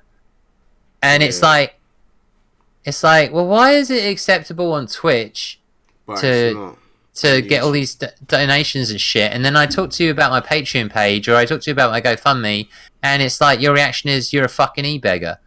Like, yeah, it's like you don't understand the work that's going on. Just because you're not seeing me, like, talking to you 24/7, like, you don't understand the amount of work that's going on. Like, when this camera goes off, and you know, that is the grind, and I think what's interesting about the FGC is Sajam was right with his list in the sense that, yeah, there's all these great pieces of content that people could enjoy and love, and it would be amazing. Right. But if you do those pieces of content, you definitely have to figure out for yourself how you're going to monetize. 100%. How am I going to monetize? And so, that's the much trickier part. That's and why a lot of the time. Go on. Sorry, I was just gonna say, a lot of the time people, in the end, can't figure it out, and you know, I'm at my wit's end, like, trying to figure it out, and maybe I'll get there, and maybe I won't. Yeah. So that's sort of the journey, you know. It's sad because, you know, even when I heard his list, I was like, yeah, it sounds nice. It's you're right. You can do these things, but can you build up on some of these things? Like, is it I think one of them was the stream. Like, if you're at events, you can stream, like, the side matches. Like, that's a fantastic idea. But if a person's not even a Twitch partner or a Twitch affiliate, and they're trying to build up, are people actually gonna support that person? Can it be a regular thing for them to do? It all depends on their drive, and it all depends on their passion on doing it. You know, it's difficult. Are they gonna be able to get to every event? Probably not, because, you know, like I think. Yeah, I think you also need. Actually, that was an interesting one that I know he was just brainstorming, which is really cool, and I appreciate that. I love Sajam. Just to be clear, like, whenever I bump into him, we talk. He's got a lot of time for me, and we talk for a long time because I really enjoy talking to him. But on that list, I do remember that one. That one was like, you know, stream some of the matches. Now, I used to do that, actually. That was something I used to do. One of my most popular videos was the Akuma mirror match in Street Fighter 4 at EVO, where Infiltration got knocked out by that other crazy player who now plays Ken. I haven't heard from him for a while, actually. He may have dropped the game. But it was off stream, and I recorded it and I uploaded it to YouTube, and it got like 20,000 views or something. And at the time it was early days. There wasn't like this crazy like Capcom Cup thing going on, and now I have to wonder if filming I don't know if at an event I can film something off stream and not either have the person running the event have a problem with it, Capcom have a problem with it, or audience members tell me I'm some sort of vulture. You know, I don't think I'm a vulture because I don't think anyone's actually recording that. You know, I'm not stealing it. I'm not actually stealing it from anyone. But But you know how it is. It's getting more complicated in that respect as we move or try to, like a tortoise, move towards potentially this being sort of a business or an industry. But I do remember at the stage I'm saying that I wonder if I can nowadays, because I've questioned myself about that. I've often wondered, like recently, I've wondered, can I stream a match? Can I record a match? Can I make money off of a match without a TO like taking it down, or somebody taking it down? Like, I think the problem that I had is same thing, co-streaming. So I didn't know if there was a second tournament, and I generally don't know which one I can co-stream and which one I can't. Yeah. So I might see someone co-streaming, and I'm like, can I do that then? Because I'm watching a stream now, but I'm not even streaming that I'm watching a stream. Can I do the same thing? But I generally just don't do it because I don't want to hear. I'm doing alright in my career. I don't want my name to be dragged down saying, oh yeah, he's a vulture, or yeah, he's doing this, and so I'm just like, look, I'm gonna play it safe. I tweeted the Hado. I said, yo, I know you're behind this. Can I do it? He's like, go ahead. When I got the go ahead, I was like, yeah, I'm gonna go and do it. But it's like, what about all the other events then? Because what, do I have to keep on asking? And that's the thing with these events. It's like the only thing that I can think of that could kind of make sure that you're okay is if you just email the tournament organizers. But you're supposed to get permission from the TO, and also like Capcom Cup, you're supposed to get permission from Capcom. So and it also depends on your size. So if you're a small streamer, it's very likely that they will have. Well, actually, no. I don't know the number, but I know in the past when I first started streaming, it was a no-go for me. Like, to be able to restream CPT was a no-go. Recently, they've had, for partners, they've had bounties. New thing, bounties. The bounty boards. Yeah. So they have Street Fighter League bounties, which means that it's actually built into Twitch. So it's like, as a partner, you can co-stream or restream or whatever the term is. Is it co-stream or restream? So you could. They say, it's the correct term is co-stream, because you're co-streaming, you're doing a good song. But some people say restream. But with the bounty's not over in Europe as of yet. I think it's out in America. And okay. I saw the ridiculous figure for, I think it was one streamer. I think it was like $4,000 to just watch the Street Fighter League, Street Fighter 5. Yeah, but that was that's quite misleading. I've had a few messages from people about that. That's misleading based on the size of that streamer. He's massive though. Yeah. That was quite misleading. But the way that I look at these things is money's money. So like, even if it's $1, it's like, could I make it $2 next week? Can I make it $3 the week after? Like, I'm always look at life. When I used to work in advertising, I always used to think, what's my next? Can I move up? And how can I move up? Can I move sideways? And can I move up? And like, there's always, wherever situation you are in life, I always feel like, and I hope people don't take this the wrong way, because I don't know everything about life, but I do know that when I've been in situations in life, I always think, what is the next step I can make, even if it's a tiny, tiny step that can slightly improve my situation?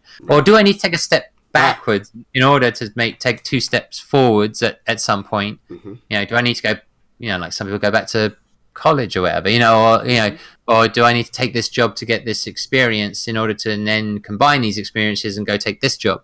Or even just go to get a job just to make sure that this is okay, like, so that you've got money behind you.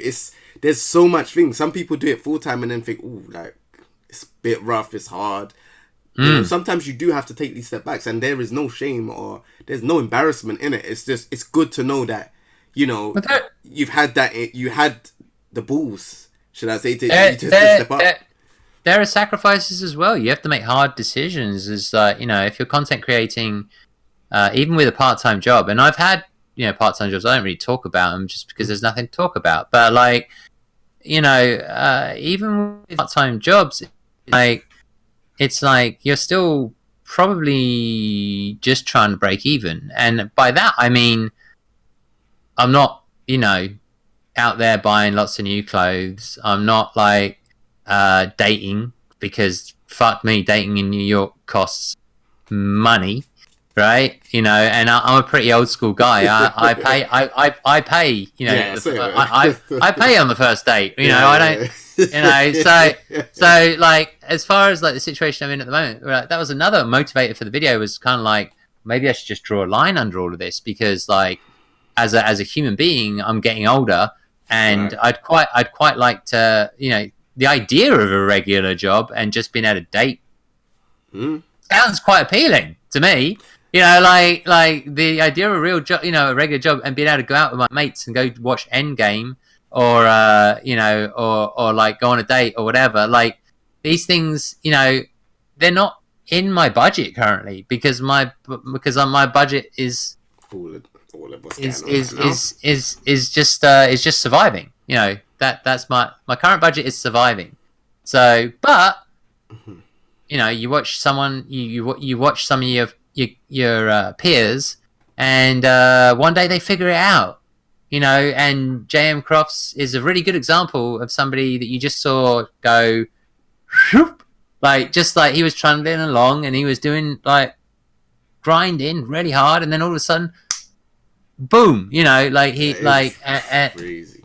right game, right time, right amount of experience, right grind, right attitude. It all just came together, and you know he's getting somewhere. You know, but we don't know his story. We don't know if even 100,000 subscribers on YouTube is good enough. We don't know. You Like, might need to be the next guest, man. I need to find out what's going on because yeah, you should get him on. Talk to him about it because, like, you know, Vesper Arcade is somebody who's been going a lot longer than Crofts, and his focus has been Street Fighter.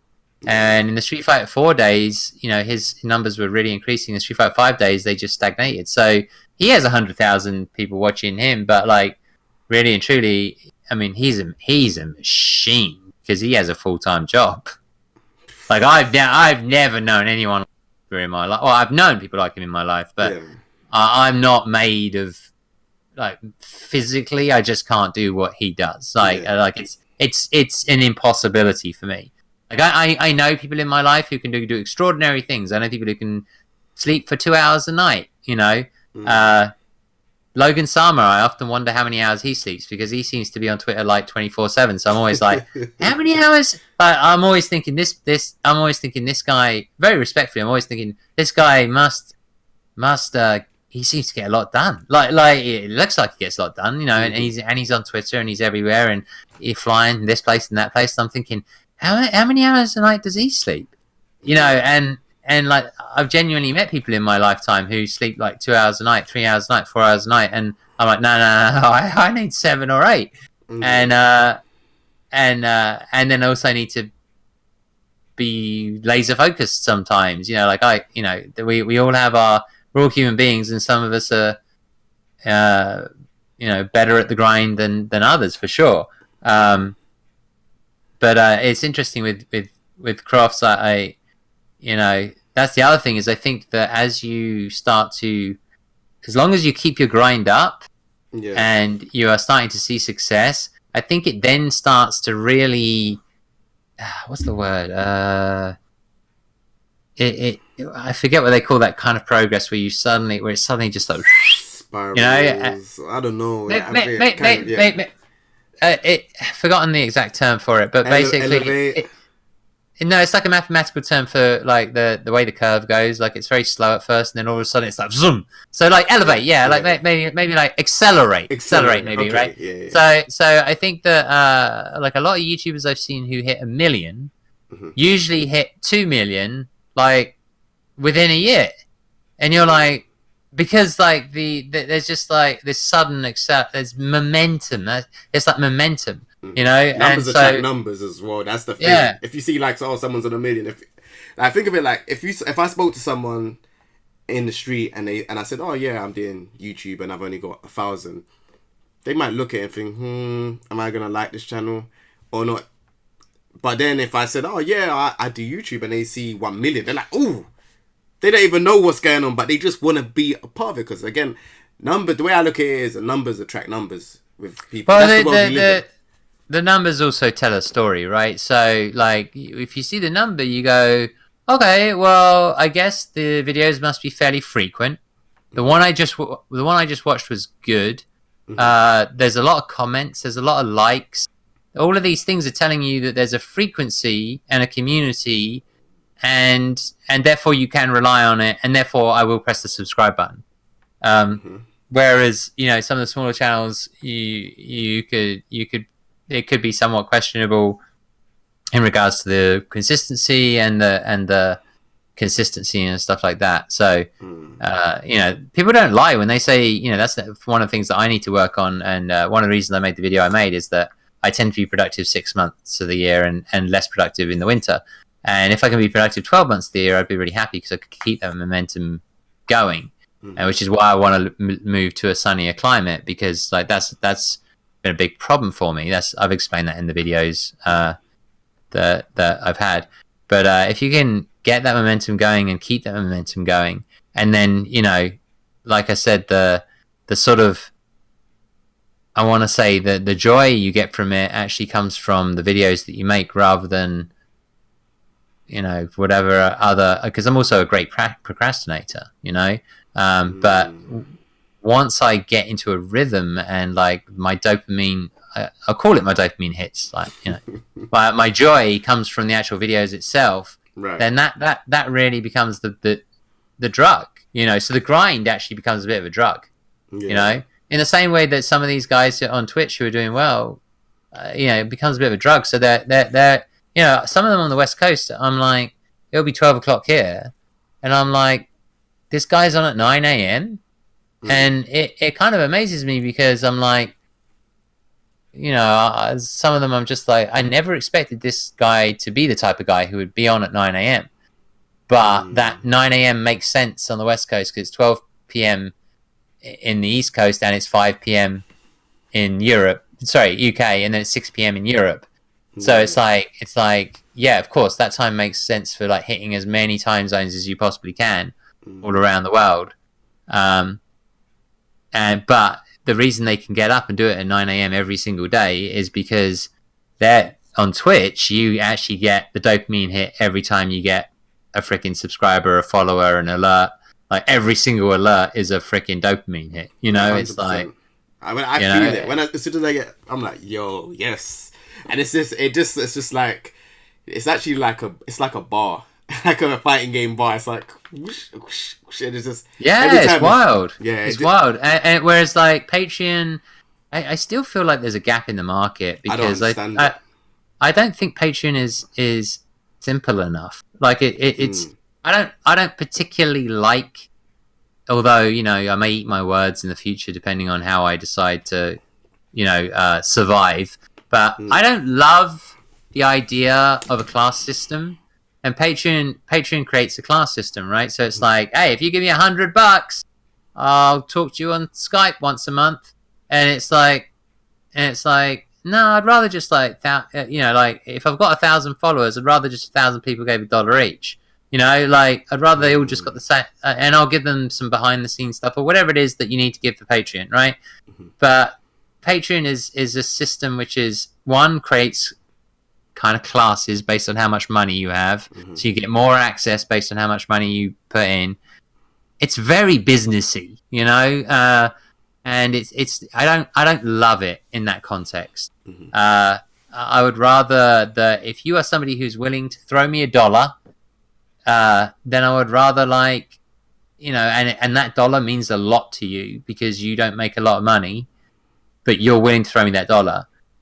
I would rather you got the same kind of rewards as somebody else who just has a shit ton of money, and $100 is nothing to them. Like I'd rather just see you, because at the end of the day, you guys maybe feel the same way about your $100 and your $1. Do you know what I'm saying? I know, but that's me though. I'm a little bit idealistic, Maybe I need to get rid of that. Maybe I need to be more like, nah, fuck this. It's a business, and if you give me $1, you can see my posts on Patreon, and if you give me $100, I'll give you a shout out in the next video. Maybe that is how it has to be. Yeah. See, I don't know much. Patreon, I've heard, I know that a lot of people that do cosplay, I've seen that they use that quite a lot, and I don't really know how it works, so I've never really dived into it. I've kind of been a bit, not even scared. I just don't see how it can work, you know. So it's pretty complicated. Like, it has tiers. So it's like, if you put $1 in, $10 in, $50 in, $100 in, like and it's like people will make 10 tiers, right? And each tier has the rewards that you will receive every month. So the rewards are you will get a behind the scenes video, access to behind the scenes video. Cosplayers, I think a lot of the time it's pretty weird, not weird, but it's like you'll get some lewd shots at about $50, right? Yeah. At $100, you can hang out with me at the next convention. Yeah, and it's pretty wild. I've seen some wild ones, and I'm like, because it's like, I remember someone tweeting. I think it was Anti is that his name? The Smash player. Yeah, he tweets a lot, and he made this. He had this tweet saying that he's watching these. He's at a convention. He was watching these cosplayers with their Patreons, and he said they were wandering around like lemmings. You know, like they you know, like they got these special patrons who pay enough money that they're allowed to sort of like hang around them, and they sort of wander around the convention. These guys, I'm assuming it's got to be guys, right? I can't even imagine a woman spending money on it, but like it's got to be guys all like following around. Yeah. Those conventions, like, you know, the conventions, you know, God bless them, but there's always these like sweaty fat blokes with cameras who come up to the cosplayer and they're like, really quietly, they're like, "Do you mind if I take a photo?" And the cosplayer's like, "All right, yeah." And because I've sort of hung out with cosplayers and talked to them about this, right? And I'm like, don't you find it weird when they take a photo of just you? And like, they don't like, because if I get a photo of a cosplayer, I always want to get in there because I want to be like, let's do a pose, let's you know, because like it's like sometimes it's a hot girl, but sometimes it's just somebody who's a decent cosplay, right? And I'm just like, I want to get in there in the photo. It's like, because that's the fun of it to me. Like, let's do you're Batman, let's do a pose, like you're some evil character, let's have you strangling me or something. Let's do something cool and creative and fun. But there's a lot of these guys that walk around their camera and they're very quiet and they're, you know, and they're like, can I take a photo? And it's just like them. Sorry. it's just them taking a photo, right? Of you the cosplayer, like standing there, you know, like, and it's like, I remember talking to my friend who's a cosplayer. I was like, "Oh, where do those photos go?" And she was like, "Well, they go straight into the wank bank." You know, like which, you know, is the English term, right? I've forgotten. She's American, so she must have had an American term for it. I forget. But it was like they go into the wank bank. So like, basically, these guys go home and have a collection of photos, and that's their own personal soft pornography. You know, like. And the cosplayers are aware of this, and it is what it is. You know, sex sells, and if I was a sexy guy, like I'm sure I'd be jumping in there doing the same thing, tearing up this top like Hulk Hogan, chest out, right. And everything. Yeah, right. Of course. I'd love to live that life, the sexy male cosplayer life. You know.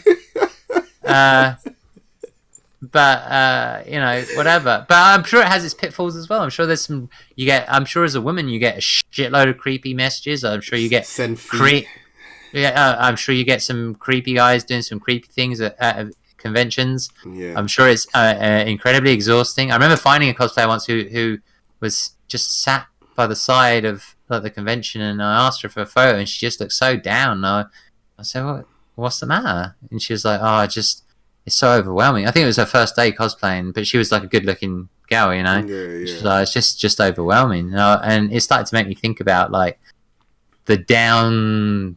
There's a lot of downside that comes with it as well, you know. Yeah. But it is what it is. I hear you, man. All right. Last but not least, 'cause I'm gonna wrap it up. Do you see yourself still doing? I know you said that you're moving over to Twitch and stuff, and I know that you're partnered up with the UIU stream team and stuff. Do you still see yourself? And actually, I've got a better question. Do you think FGC is lucrative in doing content creation? For some people, yeah, absolutely. I do think that. Oh God, how controversial do I want to be? Just do it, man. It's a podcast. Clip that. It's just say it, man. It's not. It's what's the worst that can happen. It's just no. I'll say something. I'll say something less controversial, and that is that I would say that people are fighting over scraps. Oh, so man. Yeah, I would say people are fighting over scraps, and when I say fighting, I do mean fighting. Like a legit people are fighting over scraps in regards to the what's there that's traditional payment, right? Mm-hmm. So I don't know, whatever the roles are in the FGC, like commentary and what have you. And I don't think that's an easy life. I think and players as well. Same thing. Anything where you can legitimately get paid, you are fighting over scraps. You're legitimately having fighting games. It's funny because you're legitimately fighting for scraps in a fighting match. As a commentator, you are legitimately fighting over scraps in regards to commentary spots. And then you have discussions about like we recently have been having about where events are and can you be at those events and is it reasonable for you to be at all those events and all that stuff. And then there's people are fighting over a audience which is pretty small. So you're also fighting for an audience that's pretty small. So the smart guys are not fighting for the FGC audience, they're fighting for a bigger audience. So JM Croft's audience, it's true. Like JM Croft's audience, we talk about JM Croft a lot, right? Because he's a really good example. His audience is much bigger than the FGC. Like his audience are people who like him. Mm-hmm. Just people who like him. I have a lot of people who come to watch me on Twitch because sorry, not a lot of people who come to watch me on Twitch. I have a lot of people who come to watch me because it's me, and they like me, right? You've got your name out there, though. You put your name out there. Everyone in FGC would know who you are. Right, and that's always been weird for me to hear, by the way, and believe. But gradually, I'm getting more and more used to that. And I always it's because find you're humble. It's because you're humble, and that's always a good thing as well. Like, well, I'm always struggling to not everybody, but I think some people, I would hope, try to keep their ego in check because 100%. the truth is the FGC isn't that big. I've been recognized maybe twice outside of FGC events. It's not like I can walk down the street like anybody else. Same. It's just the FGC events. People know who you are because of the way the world is made now. Where social media has created these small sort of like communities. But the people who are really making it, Aris, has his roots in the FGC, but is reaching a much wider group of people. Sajam is doing the same thing. JM Crofts is doing the same thing because I think he has reached a lot of just Dragon Ball fans. I think there's people who tune in to watch the matches because they genuinely like watching the characters and they love Dragon Ball, the anime, and they really enjoy him. And so I think the success comes from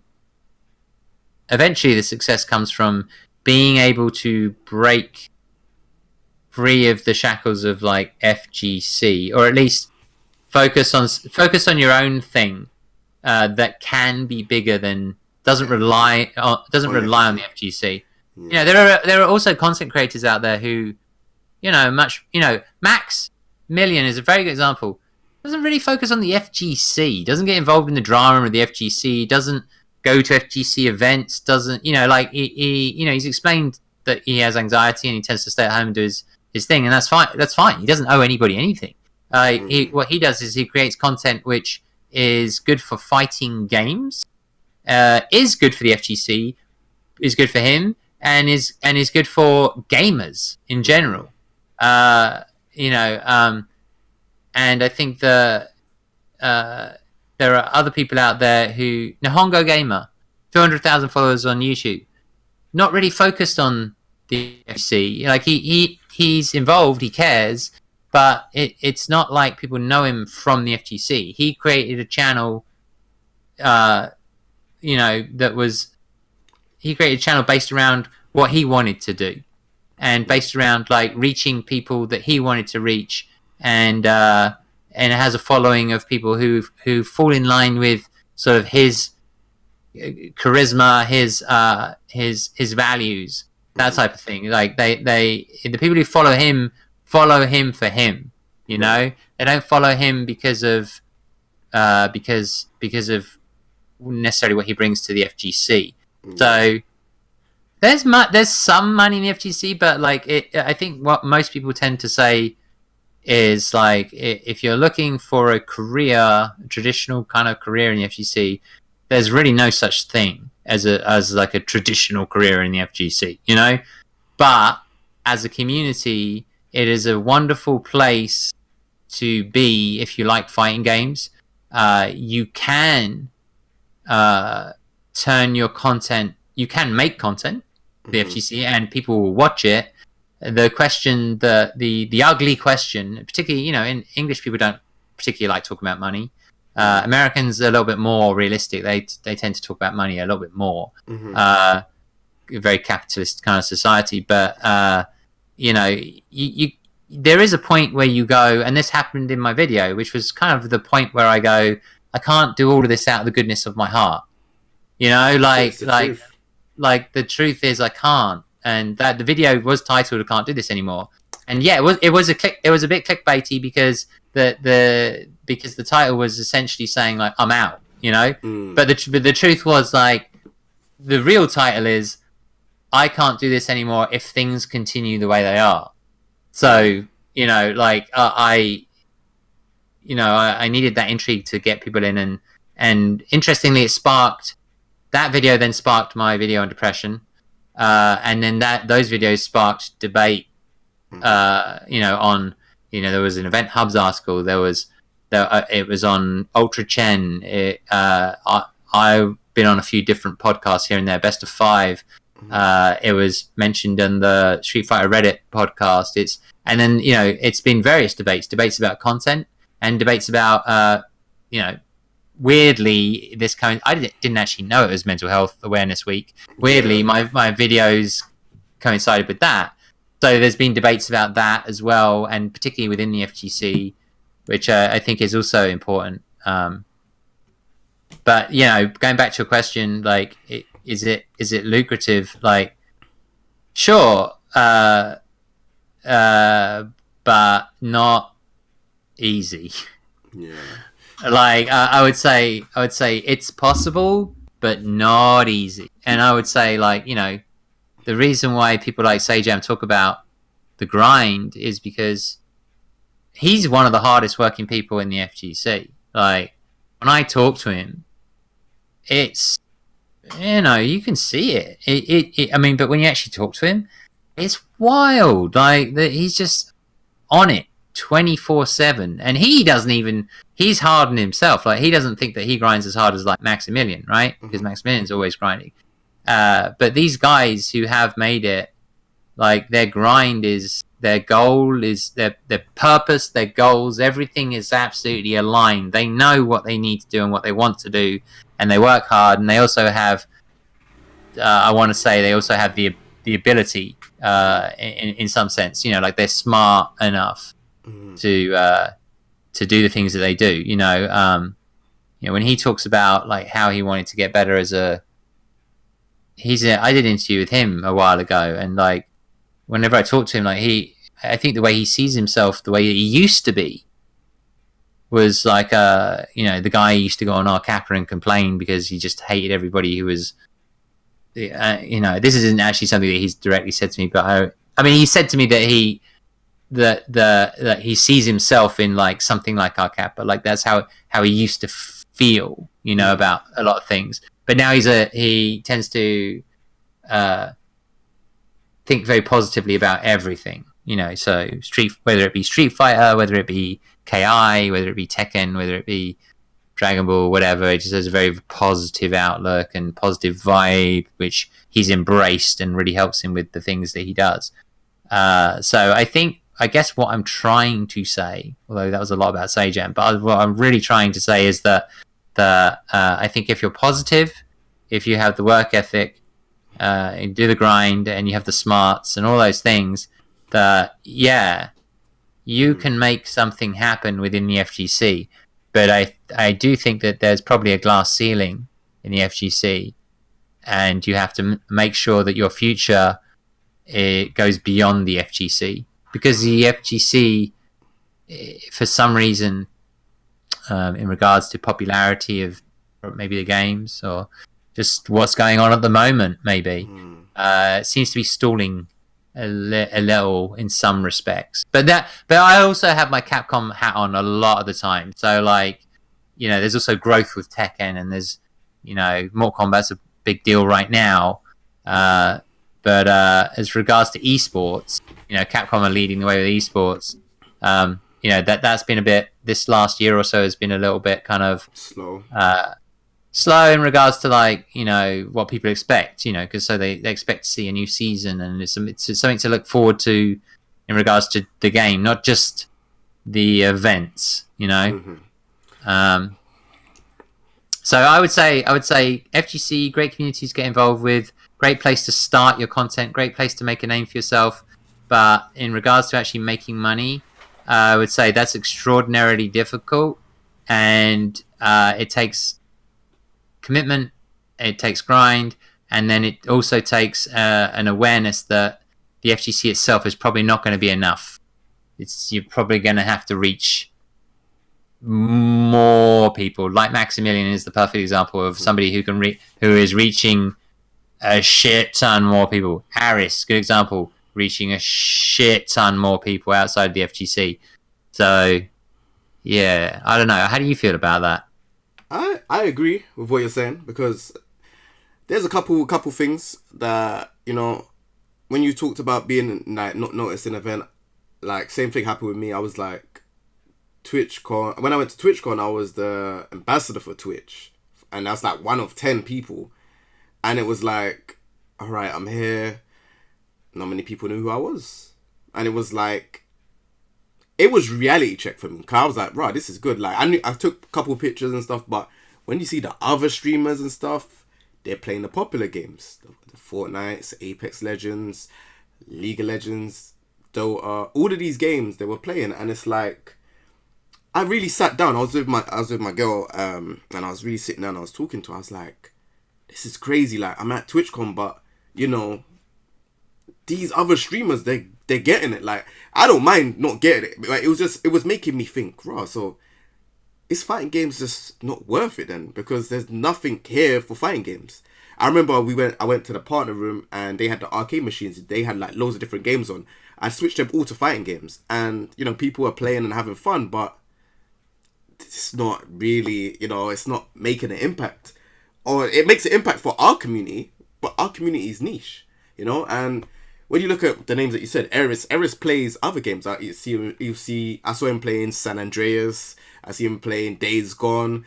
And again, it's you look at Maximilian, he was talking about Final Fantasy. I'm a huge fan of Final Fantasy. And these are all the audience that they're bringing in from other games and bringing them back into their content. Eris I used to see him as a Tekken streamer. You can't even call him a Tekken streamer no more. He is Eris. You can't call Maximilian, what you can't even I remember from Assist Me days. So you can't even pinpoint him and say, look, you can only say that this is Maximilian, this is Eris, this is, do you know what I mean? And that's where it made me realize and say, well, hold on, I only stream Tekken. And to be honest, I've had it's on a podcast anyways, I've had a lot of opportunities for Tekken, but then I've been, taken off of opportunities because it felt like a rat race. It was people knew that I was doing this, and it's oh, well, I'm going to contact that person. I want to get involved. Why is he on? Why is he on? I should be on it. Da, da, da, da, da. And I had a lot of that happening. And then I kind of was like, like I could see what's going on now. Like it is a rat race, and it's everyone wants an opportunity. Everyone want to take shots, and it's just like you were saying before. It's this glass ceiling. It's a rat race. There ain't many opportunities. So when you do see someone make an opportunity in the game that's not really got opportunities, people will want to try and get that opportunity off of you.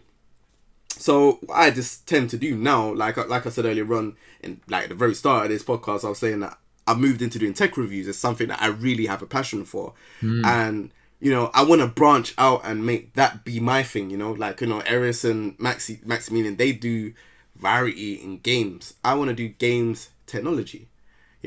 Something that I can just put for myself, and I play other games. Crash Team Racing, I'm waiting for that to come out.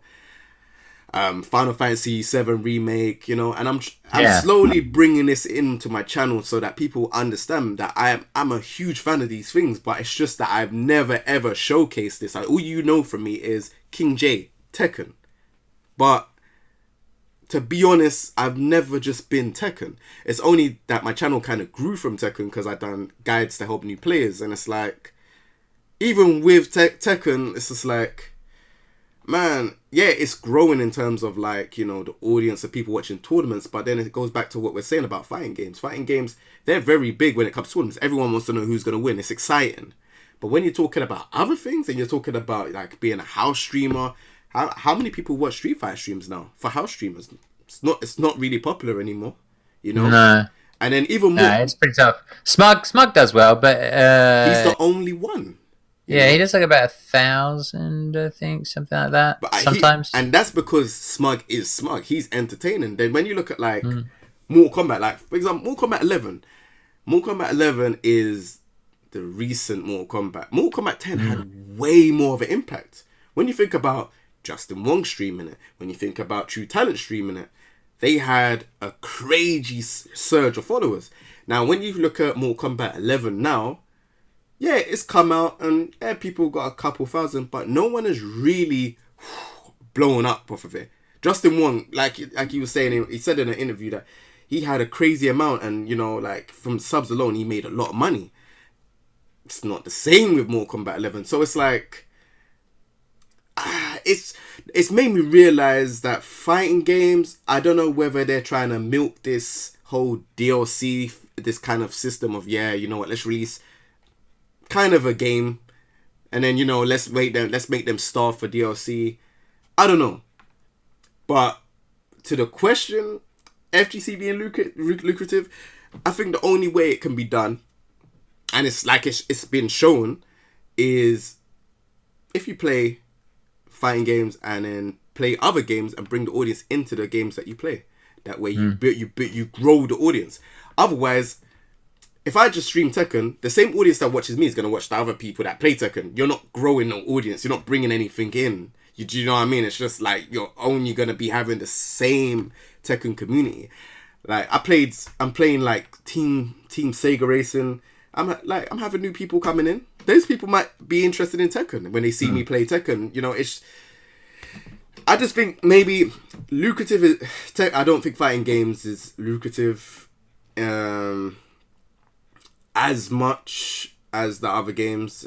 I've seen it. I've been around it. I've been in it for a decade plus now, and things are getting there. I remember competing for tournaments that were £50, the prize money. That was £50, £100. Like, we're getting there. But, even these players that are sponsored and you're getting sent to gold competitions, imagine how they feel when you're not even placing top 8. You're really struggling. You're not placing top 8. You're not bringing in anything to your sponsor, Or even imagine sponsors that, this is another thing, but I think we'd have to save this for another day. But even sponsors that have, these companies all over you on their t-shirt, and it's like, well, I'm wearing all of this stuff. Where's my MSI laptop? Where's my, where's my, I don't know, HyperX headset, You're wearing all of this stuff, promoting these brands on you every time you go into a Tekken World Tour or a Capcom Pro Tour, but you don't own anything from these companies. You're just literally, you're like a mannequin. You're just there to wear the t-shirt, but you ain't getting anything from it, And that's when it goes back to the whole lucrative term. I speak to so many people about it, and I'm just like, look, man, because they say, oh yeah, Jay, you're doing well. I was like, nah, you don't understand. This is Yeah. And I can relate to that for sure. They say, oh man, you're on this amount of subscribers. I'm like, oh, it's not doing anything. Like, the numbers look nice. This is the size society we're in. You look at someone and say, oh man, he's on 200 and something thousand. Okay, what does that mean? That doesn't mean that, you know, you're made and, you know, I can start taking, I don't know, aeroplane to wherever, like, you know, it's just like, it's hard. And I think until when, the problem with Europe, America is a bit different, but I think a problem with FGC in general is collaborations. That's one. Like, it happens, but it's not as common. It needs to be a lot more common. You know, we need to start collaborating a lot more. You know, squad streams, they've done it on Twitch. No one's done squad streams. I haven't seen no fighting game streamer do squad streams. No. And why haven't we? If we all play the same game, pair up 4 people. Let's do squad stream. But again, it goes back to egos. People just want to do it by themselves, and I'm like, nah, it doesn't make sense. The whole reason why I'm doing this podcast, because I've always seen, I'll look at, like, even for yourself, I watch your videos, I'll watch Vespa Arcade, I'll watch JM Cross, I'll watch these people, and it's like, hang on a second, I'm watching these guys, why can't I just bring them to have a chat with them? Like, we haven't spoke, like, before, but, you know, now we've spoken, like, we can relate on a lot of things. And it's like, if people are doing this, imagine, FGC is small, if people are collaborating and helping, even, like, you know, if you have a project and you're like, look, hey man, I'm tweeting this project out, retweet. If everyone supports each other, you can be pushing out there to a lot more different audience. But like I said, it's a whole ego thing. It's like, oh, hey man, I've got 20,000, I don't want to share it with no one, or hey man, I'm gonna just do my own thing. Well, I want to get the flip side of that argument, because just the last part, right? Because it drives me crazy when people don't put the work in and then they want you to retweet their tweet. Yeah, all right, I'm with you on that one. That's different. Yeah. Like, if we're both putting work in, right, and we both respect each other, and we're like, you know what, dude, can you just, like, share this? Fine, right? Yeah. That's can what work. I meant. You explained it a lot more. But the worst thing in the world is getting 100 messages a day from people saying, can you retweet this? And you're like, I don't even know who you are. And like, you know, people are going to get pissy because you have 20,000 followers. I don't have 20,000 followers, by the way. I have like 7,000 or something on Twitter. Yeah. But like, they get pissy because you won't, because they think you should be retweeting their stuff. Well, first of all, you have your own, you know, image. Mm-hmm. You have your own personality. You have your own followers, and you have a responsibility towards them, right? So I'm going to retweet and like the things that I like, that I like, and they follow me for, right? I don't have a responsibility to retweet something, your tentacle porn, you know, your anime tentacle porn, because you think it should go viral, right? Like, I have actually had people write to me and say, can you retweet this? And I'll say, why? And they'll say, because I think it deserves to go viral.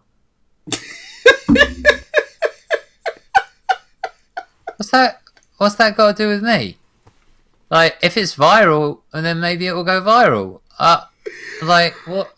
I don't understand. Like, and then I'm going to get all your notifications for the tentacle porn that you want me to retweet. Like, and then I'm going to lose some of my followers because they're not really into tentacle porn. Like, so it's like, to me, it's like, sure, if I see you grinding, I mean, I tend to just retweet and like the things that I like, and that's it. Like, so, no, that's fine. I don't mind collaborating with people as long as, you know, the collaboration is with somebody that I respect and makes sense for me and makes sense for them, and, you know, and of course, you know, if I've got friends who are on the similar sort of level to me, sometimes they might have something which they share with me. Actually, most people who know me, my friends who know me, they know not to ask for a retweet or a like because Yeah, because 100%. because because they know that I don't want to. It's I don't. uncomfortable sometimes as well. Yeah, it's because we're friends. Like it's not. I don't want to think that you are in some way using me to As a boost business boost. to boost yourself, right? Mm-hmm. So I got a friend who's a really good friend, and I think he's fantastic, and he's a really good Akuma player, and I love Akuma, so I'll fucking retweet anything Akuma. To be honest, not that isn't an invitation for people to send me Akuma clips, but like I'll be talking to him on Twitch, not Twitter. I'll be texting him whatever, and like, what's going on? What are you doing? And usually I'm trying to get him to watch some anime that I've watched because I want to talk to him about it. And he's like, I'm playing Street Fighter. Oh, all right, yeah. And he's like, dude, I just did the best fucking thing you ever seen. And I'm like, okay, all right, fine. And he'll send it to me, or he might not even send it to me. Like it will just appear because like we follow each other. Yeah. And I'll see it, and he has like no followers, and I have like a bunch of followers, and I'm like, actually, that is pretty sick. So, but Annie's my mate, so fuck it, I'll just retweet that, and it's good because it works for me anyway because it's dope, and he's a really good player, and whatever. But the politics surrounding that is really interesting. Like I've never that I can remember at least tried to use people that I know who have more followers than me for retweets. Like sometimes I'll ask the general, anyone who's following me. Sometimes I will say retweets and likes are appreciated, right? Because why not? That's in the tweet. That's not me. That's not me addressing. That's not me messaging King J and saying, Jay, you have to retweet this, okay? Because I really need it to go viral. Like, and I'm sat at home and I have 3 followers and I've never done any work to build a community, to build a following, build trust or whatever. And it's some random subject which has nothing to do with like Tekken or any of the things that you like, Sonic Racing or whatever, right? So the reason I'm talking about this a bit is because it was something that Mike Ross also brought up when he first had his sort of, I want to call it a rant, I suppose. I love Mike because he actually gave me a lot of respect behind the scenes and gave me a lot of encouragement. But he did have a rant, and the rant was on our Kappa. And on our Kappa, one of the things in his rant that he talked about was retweets. And it was very specific. Like the word retweet is very specific. It's not like he's talking conceptually about people using him. He's going, and then there's all these people who want me to retweet them. And I didn't really understand that until like more recently, I suppose, as I've grown. And then you start, these people just start to come out of the woodwork. Yep. And they're like, I've got 10 followers. Can you retweet this? Yep. You're like, why? Well, because I got 10 followers and you got 7,000. So can you retweet this? It's so cheeky. It's like, it's a thing of like, they'll do it, and it's like, all right, well, you've never like. I don't mind. Nah, actually, it's just. I just think it's. So I'll give you an example. If I want to do it, I will do it, type of thing. I'll give you an example. The first person I ever met in fighting games or in Street Fighter or whatever, I went to Evo, right? I was working in advertising, like I didn't go to locals or anything like that. I just discovered the FGC, didn't really know what it was. I discovered it in America. I decided to take some time off, went to Evo. It was the most wonderful experience, one of the most wonderful experiences of my life, just finding these people who all played fighting games, and primarily Street Fighter at that time, because it's Street Fighter 4. And I was sat at the front, watching Evo, and there was one seat next to me, it was empty, and Ryan Gutex comes and sits down, and, he says, can anyone sit in here? No, sit down. And I knew who he was, but like at the same time, I was watching the finals and stuff, and like, so we just got talking. I talked about advertising and stuff, and he was really into what we're talking about now. Like he was talking about it 8 years ago, which was how to monetize his content. Because he was, really well known for cross counter and all that sort of stuff. I think a few months later, he was coming to New York, and he was like, "I really need a place to stay. Do you mind if I sleep on your couch?" I was like, "Yeah, go for it." sleep Oh, on my couch, swear. like whatever. And but I never once asked him to retweet anything. I don't think I've ever asked him to do that. Yeah, see, And, that's where the respect is, man. I'm telling you. but Like, I mean, he has hundreds of thousands of followers. But I always remember thinking, just like, it's just, I don't know. It's just like, some people would argue that I could have just said to him, yeah, you can stay on my couch, but you got to retweet my next video. And he would have been fine with that, and I would have been fine with that, and it would have been what it was, like, I'm sure. But I've never really, I've always felt like, I do believe in asking for things. I genuinely respect people who ask for things. Like, I don't think you're going to get anywhere in this world unless you ask for things. Like, I respect, like when men approach women in bars and get turned down. Like, you have to you're not try, going to, yeah. you have to try. I get it. I But respect it can't be that you don't know the person and you just say, "Can you retweet?"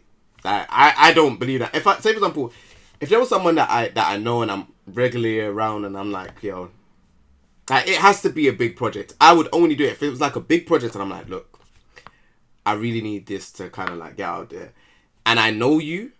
I might just say, right, you know what, can you retweet? But I'm never gonna go to anyone that I don't know and say, hey man, you don't know me, but can you just retweet this? Yeah, at the most, I will share videos. So my most recent video, which was sort of not the depression one, but the one before, the one that you've seen, we were talking about. That video I shared with a lot of people via DM. I didn't ask them to retweet it. I just wanted them to watch it because it felt important to me, and I just wanted to hear if they had anything to say about it, whatever. It wasn't. I hope none of them thought this, because I only thought about it afterwards. But I didn't send it to them for retweets or anything like that. That wasn't why. It was just that I've spoken to so many people down the years, and I really felt that when I was making that video, I felt like this is kind of it. This is kind of it. I'm coming from. I think I might be exiting the FGC. I think this is kind of it. And since then, like, I've had a lot of sort of support coming out of the woodworks, and people sort of saying, well, we just didn't know, because they look at you and they go, whoa, you got the sponsors, the headphones, you got all the gear and stuff, and like, you must be doing really well. And it's like, well, no, I got some really cool, fucking awesome headphones, and these are actually awesome headphones, and I've got a really cool, I always wanted one of these chairs, and that's amazing. And people know who I am, and my interviews a bit, sort of get watched, and that's cool. But like, monetarily speaking, no, mate, no. I could be doing any job. I could be doing any job, and I'd be making money.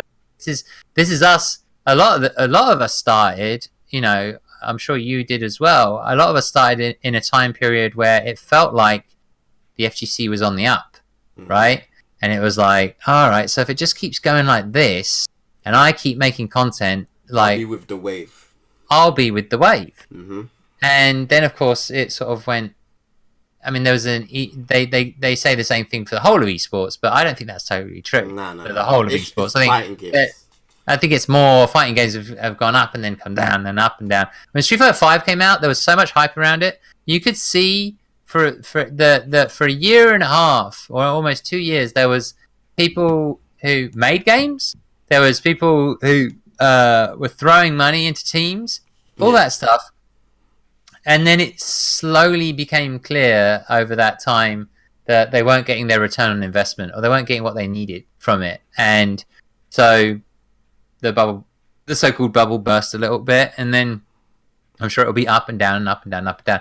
Either way, I think a lot of people think we're a long, long way away from sort of having what we said at the beginning of the show, an industry versus a community. So I think we have a community, but I don't think we have an industry. 100%. And an industry is the one that makes the money. The community is the one where, yeah, maybe some people make money, but like a lot of it is just, we're here because we like the games, we like making content, we like being in a community. There's a lot of bonuses to all of this, but one of the big differences between industry and community is industry is money, community is community. You know, like you don't go to church every Sunday, and make loads of money. Maybe the church does, but you don't. Like, and so it's community, not industry. But at the same time, I think it's a wonderful community to be part of. I think there's some great games out at the moment.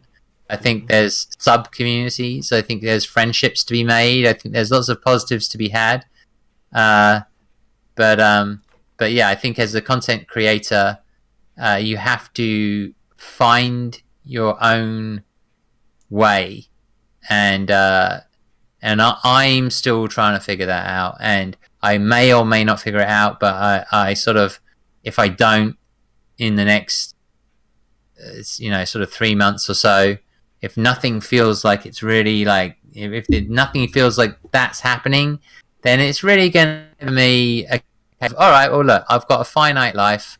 I'm going to die at some point. I'm getting older. I think I've done a lot of good things for the FGC, and unfortunately, I can't support a reasonable lifestyle. So I'm going to go. It's not the end of the world. It's just a life decision. It's just a life decision. Mm-hmm. So it'd be like, I'm going to go get a job back in marketing or advertising or something similar or something different, and then I'll have a paycheck that comes in every month, and maybe I won't be quite as fulfilled in the job itself, but maybe some of the sacrifices that I'm making right now, I can indulge in, like seeing my friends more, like going on vacation, like traveling, like dates, like the things that I'm currently sacrificing because all of my money is paying for like cat food and fucking, I don't know, rent. Just to make it sound extra lonely and sad. Oh man! All right. To wrap it up, what's your social medias, man? Let the people follow you, man. What's your social medias? Well, I think the easiest one is Bornfree Tweets. Bornfree Tweets. So that's on Twitter, obviously, at Bornfree Tweets. Mm-hmm. Then Bornfree Twitch. So that's my streaming channel, Bornfree Twitch. Bornfree YouTube is Bornfree YT for YouTube. They wouldn't let me put YouTube in the title. Some of them don't. And I actually have a Bornfree Insta for Instagram, which is less used. I think men in general. Sorry, this is a terrible statement to make, but I think men in general tend to use. I'm sure the numbers probably support it, but I can't be 100% sure. But this is my cat, by the way. So, hey. You want to say hello, Goki? His name's Goki. Goki. Hello.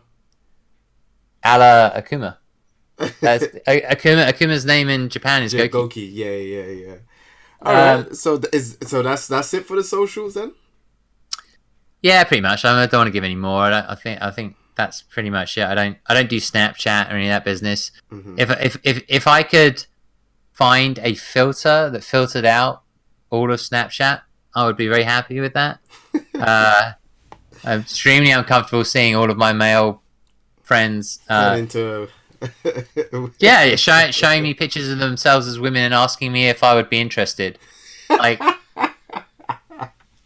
I fully support like gender equality and if you are making a transition and all that sort of stuff. But like these filters, people sending me pictures and being like, "What do you reckon? What do you think? You think I'm all right? Think I'm pretty good looking?" Like, I don't want to talk. I don't want to have that conversation. I don't care how close I am to you. I'm not like that. That's not a conversation I want to have, and I don't want to see it particularly. So, that's been a very interesting filter over the last week or so. For sure. Or however long it's been out. It's been crazy. All right, so this has been the Clip That podcast. Been King J, Bornfree. If you like this episode, make sure you subscribe. Make sure you subscribe to him and follow his social medias. And yeah, that's it. Take it easy, everyone. Peace.